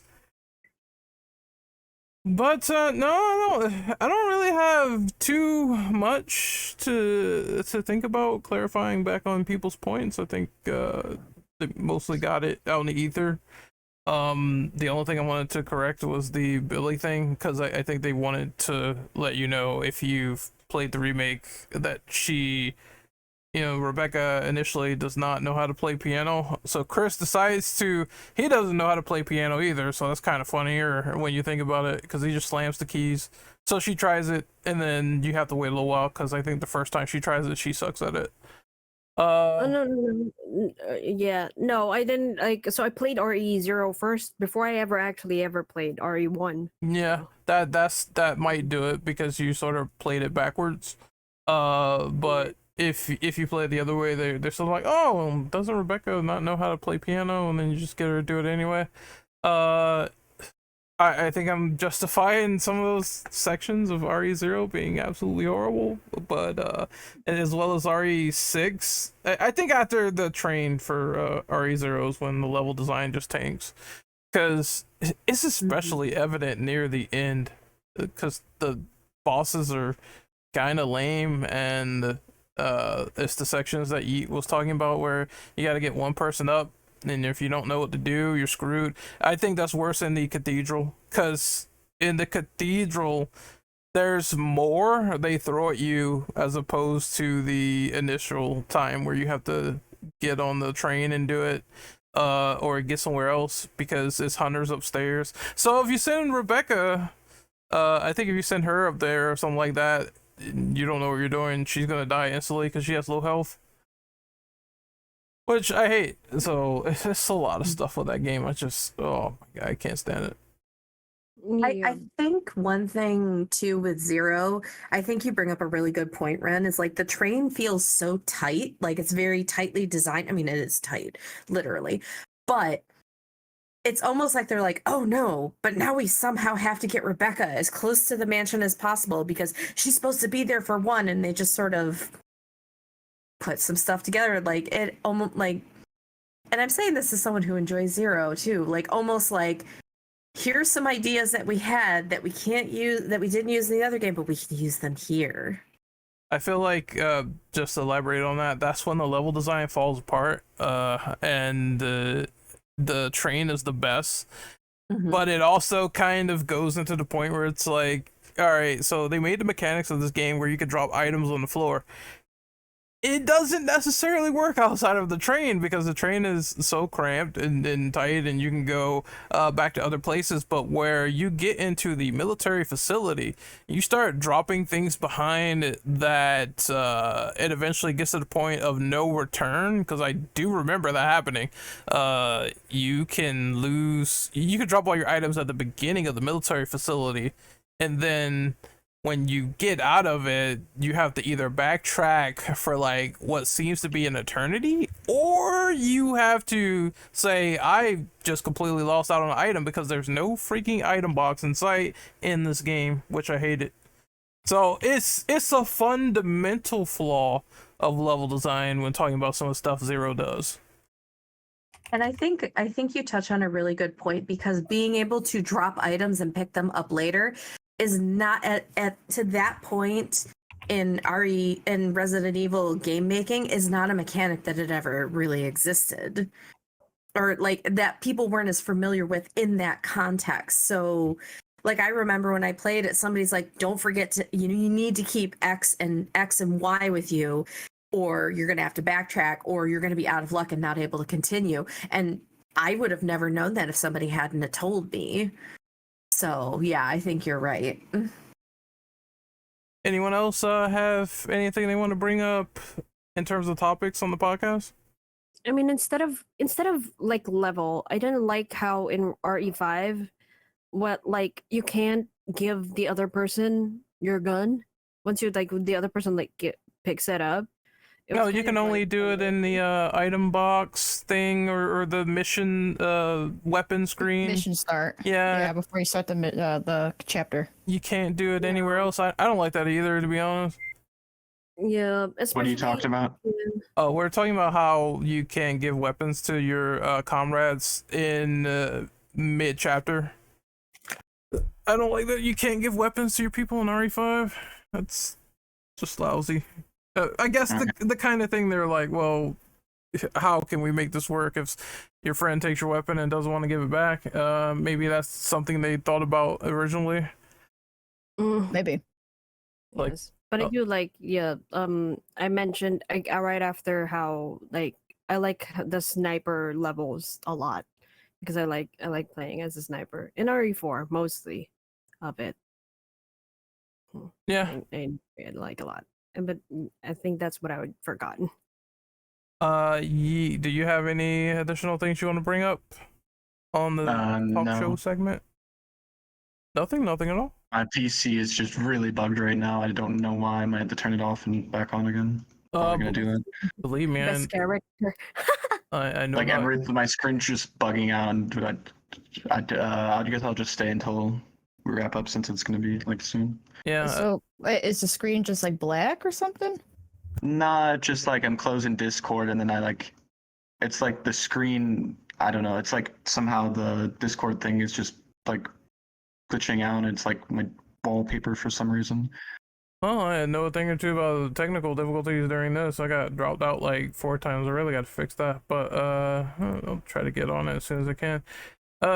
Yeah, I think we can sort of wrap up now, because it seems like it's the end of the show, and there's nothing else really chime in on the levels or designs themselves or anything of that. So I think we covered it all. So I'm going to. Did you guys talk about? Did you guys talk about what you want for RE9? That seems to be another podcast for another day, actually. Yeah, I think that's. That deserves its own thing. Yeah. Did that joke? No, It really it's does. something. It deserves something. Yeah. I think there's plenty of ideas to go for that, but that's definitely another discussion, and that's also illustrating if they don't show anything for summer, because Summer Games Fest and all these other games. So I don't know, the ball's in Capcom's court. The only thing I can say is that they did make some weird pseudo announcement for people who do want to know about the next RE games, and I think I posted it before. I'm gonna probably post it in the description of this video, but they said something like, I know you can't, it was paraphrased, but the guy said, I know I can't really get any answers from this question, but do you have anything for the fans if you're doing anything new? And the only thing they said was we're hard at work making stuff for the 30th anniversary of Resident Evil, which is in 2026. So that's going to be their big blowout of games. I'm hoping we get something beforehand, because I mean, I don't want to not have any RE for like the next 2 years. Maybe I'm fucking selfish. Yeah, maybe I'm selfish or something, but I don't think I could wait all the way until 2026. I'm hoping 2025. If one game pops out, at least I'll be super happy about that, which is what I'm assuming. Yeah, I feel like we're gonna get something. I don't know what it'll be, but I feel like we'll get something. But then, yeah, the 30th anniversary will be a big deal. If they just want to make something hot and ready and quick, just make some. I know people are gonna hate this, but just do some episodic Outbreak remake stuff. You know, you don't have to put in like way too many maps. I mean, you already have differing maps in the original, so just have people get one part and then get the next part later, and I mean that'll be fine, because it'll mean that, hey, we don't have to wait too long to play good multiplayer maps, and we have something to play. And if it's good story wise, then I think people would buy into it. I mean, people were kind of upset about how they handled Rev 2 with the episodic content, but ultimately they warmed up to it, so I don't think it'll be a big deal.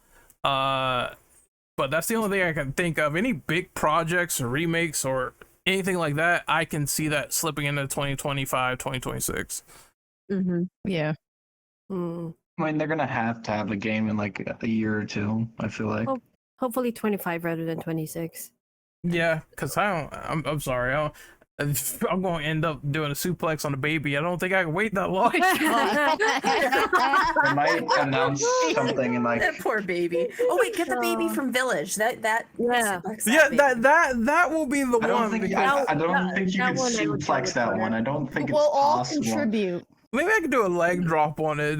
I mean, that'd be get it a Dive good enough bomb. a dive bomb. Get it a good enough. Wall dive I don't know. bomb. I'll drop something on it. I wouldn't exactly go near it. Drop an anvil on it. Yeah. There you go. It seems like, I don't know. It seems like you'd have to like pick it up from like the waist, but like its mouth goes to its waist, so you're basically putting your hands inside its mouth as you're suplexing it. No, I've seen those No. videos where they like edited how it looks when it eats you. I'm just like, yeah, no. Hey, if you one can do a thing that suplex on a train, you could do a suplex on that baby.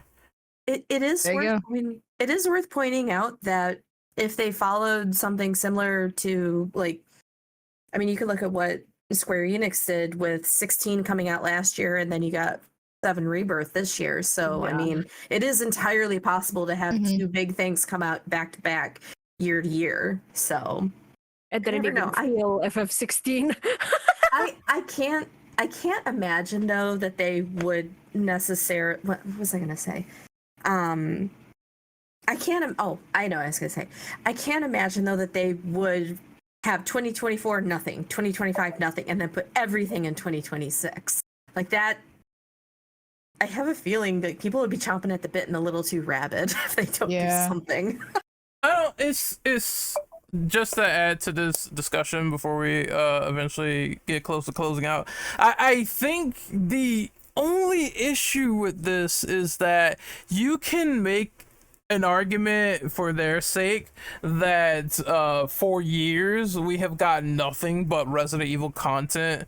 Like after I want to say RE7, the ball was rolling on content, and we ended up getting all 3 of the remakes like in quick succession. Like I think after a certain point it was like year after year after year, and then you get a little break, and then RE4. So that just that output blew me out the fucking water. I'm kind of hoping we get something similar to that, where it's like, okay, we have the first idea, let's remake RE1, then let's move on to RE5 or something, or I say, well, the fan favorite is Code Veronica, so I guess you could throw that out there, and then let's do RE5, maybe like a year or two later, and I think people will be kind of happy about that. Also RE9 as well, because that's also going to count. So if you have like some throughput like that, then I think they could be forgiven.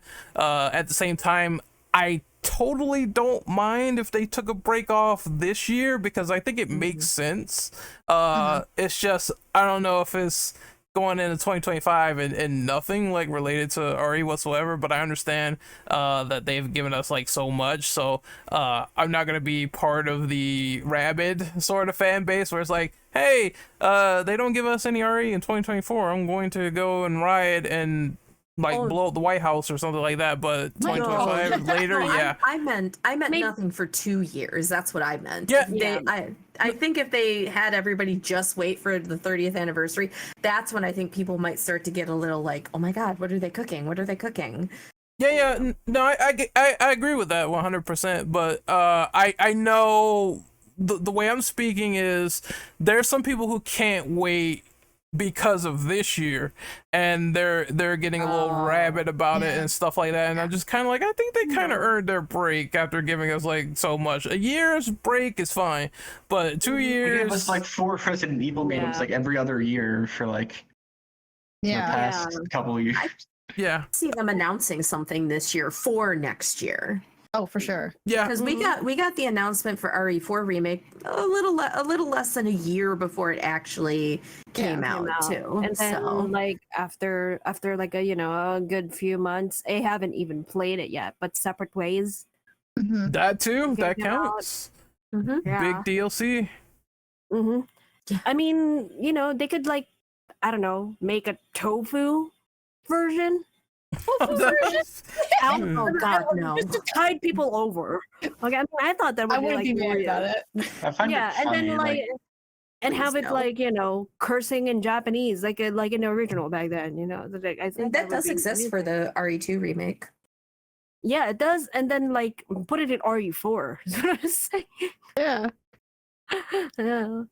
Like I don't know if anyone else felt really, really like entranced by it, but the tofu physics and RE2 remake was really, really spectacular. It was. It's just funny. It's just funny when he's at danger and it's like someone just ate him like he was a donut. But that's kind of what I thought about it when I first saw it. I still have not beaten that mode because I don't know why. I get outside and then all of a sudden every singular thing is grabbing me and I have no knives to combat it. So I'm just like, well, go ahead and take me because I have nothing left. Which one is that? The tofu survivor. Oh yeah, that's why I was like, no, please no, because it's hard. Really hard. But each type of tofu has different weapons that it comes with too.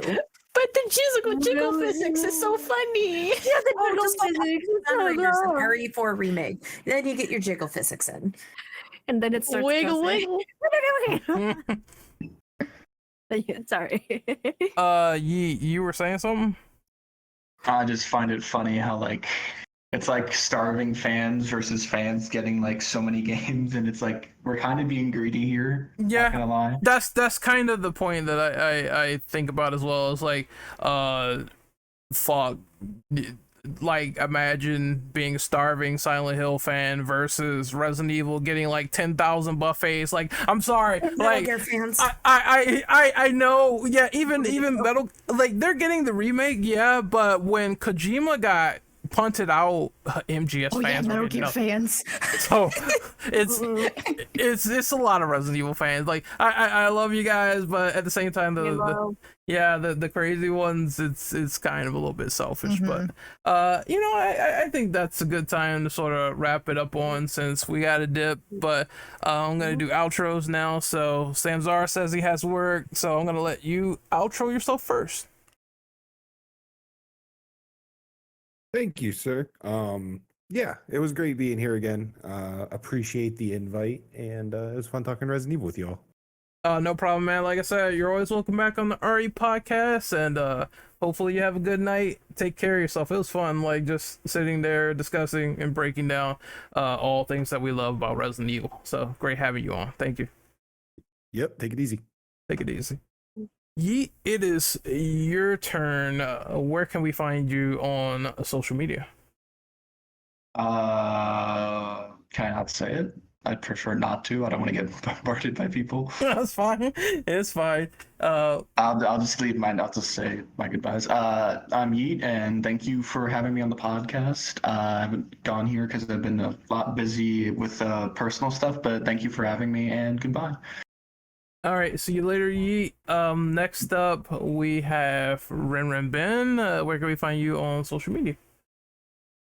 You can find me at most places with Ben, except for TikTok, where I'm Ren Ben because I screwed up my own name when I signed up. It is. And oh, sorry. No, go ahead. I was gonna say, and thank you for having me. I really enjoyed having a chance to talk more Resident Evil. No problem. We're just desperately waiting on news, so I'm just trying to make up stuff in my head as I go to have RE discussions. But this one, while it went like pretty long, it was also pretty fun, and we broke down everything that we could. So I really appreciate having you. Spooky, it is your turn. Where can we find you on social media? Okay. You could mainly find. I'm mainly on YouTube. You could at Spooky Scary Gaming. And then I occasionally stream on Twitch at spooky_scary_gaming, and my Twitter, which I sometimes post, is Spooky Scary Game because gaming could not fit. But apologies for all my stuttering. I get too excited sometimes and my brain goes crazy. So, but it was fun though. I haven't been on a podcast in a while, so it was fun.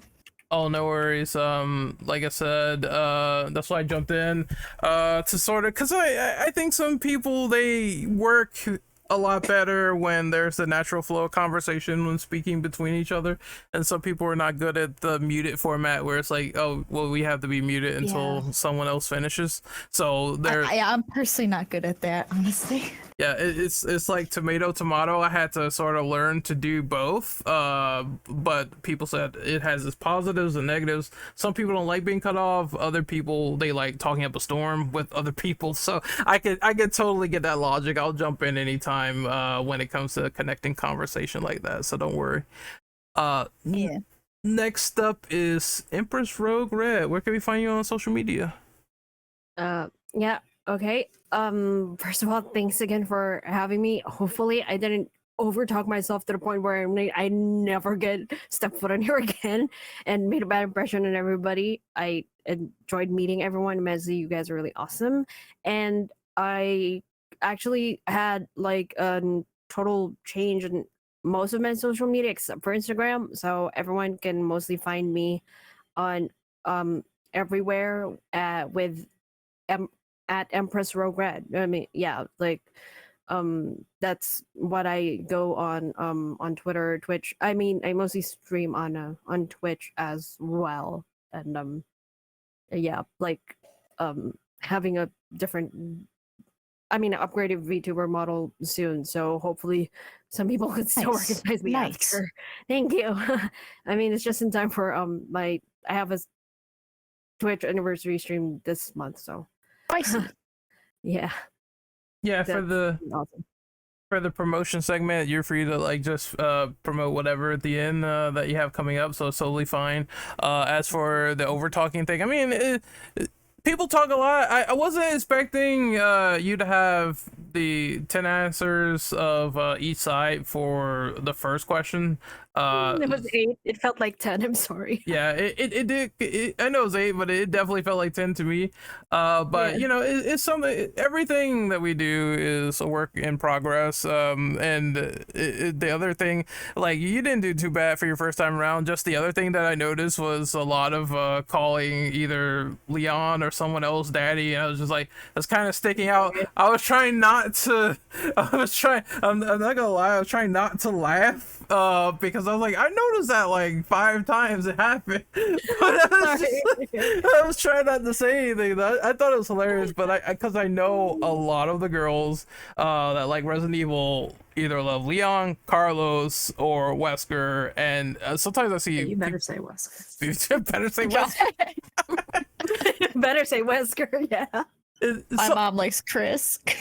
the Chris women are rare. I don't know. Like every time I ask like which people like Chris, they're always like in a small minority. So I don't know what's going on there. But there's a lot more people who seem to jump on Leon's bones than Chris. But Listen, you can't see me, but I'm like slowly raising my hand over here because I've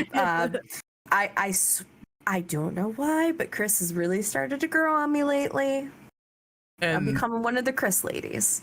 when you talk about people that go after the girls, I believe that is a whole other island of discussion itself, because you're gonna have a lot of Jill, you're gonna have a lot of Claire, it's gonna be a lot of Ada too, from what I've seen as well. So it's just like kind of funny to me. There's a lot of hate thirst for Ada because a lot of people I know who are like, they love Leon, but then they're like, I hate Ada, but she's really hot. And I'm like, What?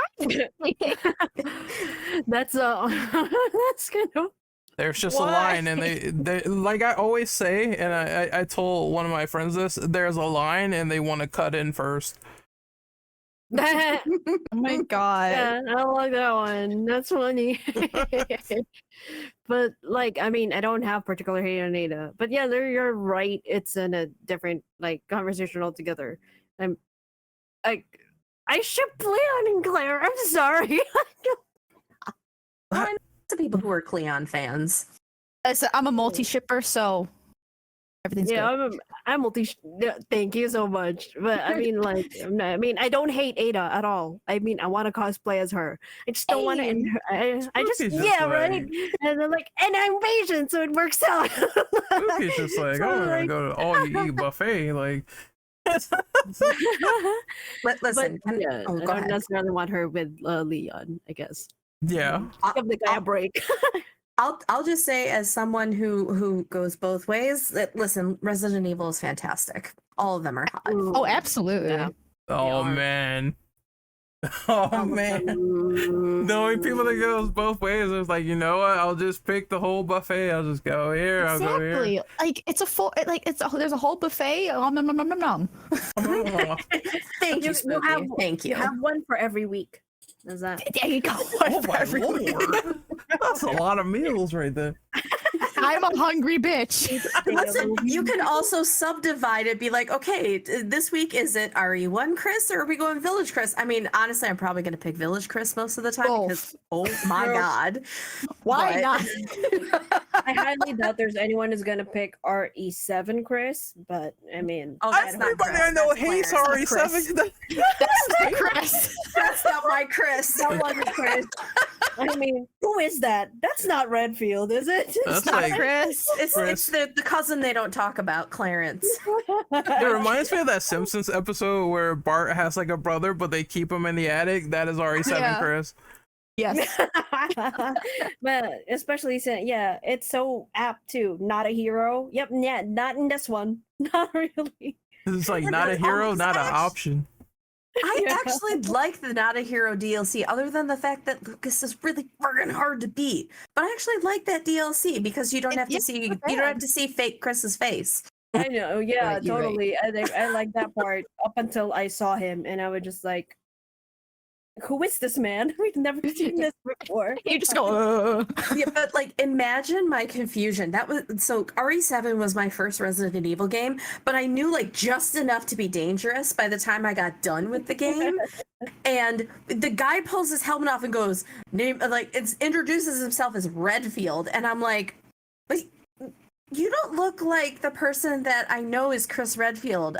Is there another Redfield that I just don't know about because I haven't been into the series that long? Like, what is going on? I was very confused. I thought it was just Hunk like impersonating Chris again, like the Revelations 2 like pre-release material. I didn't Wait, even know who Hunk was at that point, though. So, I've like, I never didn't even have seen- that point of reference. Wait, Hunk has there's a moment where Hunk takes off his helmet? Yes, there is, and in the original concepts of Revelations 1, it was before, it's like kind of an alpha phase or whatever, that they were gonna put some story concepts in there. In that initial trailer, it was also a storyline where Hunk and Chris were kind of in impersonation. I'm probably gonna post that as well in the description and post it in the Discord so you can see it. But yeah, I didn't know that. it was the storyline they were teasing. Yeah, where it was the evil Chris. But I want to do my outro as well really quickly. So Sorry. it's fine. It's fine. That was a fun discussion. So you can find me on social media at Renegade Operative on YouTube. Of course, I'm in the IAS Cult of Horror Discord, IAS Lore is a Geek as well, where I will be hanging with my friends here and talking about some video games, Resident Evil, all that good stuff. As for upcoming things planned, I know I want to put out that Metroid podcast, so I will be working on this one, and I will be working on that one as well. And whenever I get that up, that'll be fine. I'll be doing some other videos as well as soon as I can, so look forward to that. So I'm going to end the podcast. It's been a great time talking with everyone here, and hopefully you guys liked it out there on YouTube land. See ya. See ya. Bye bye. Bye bye.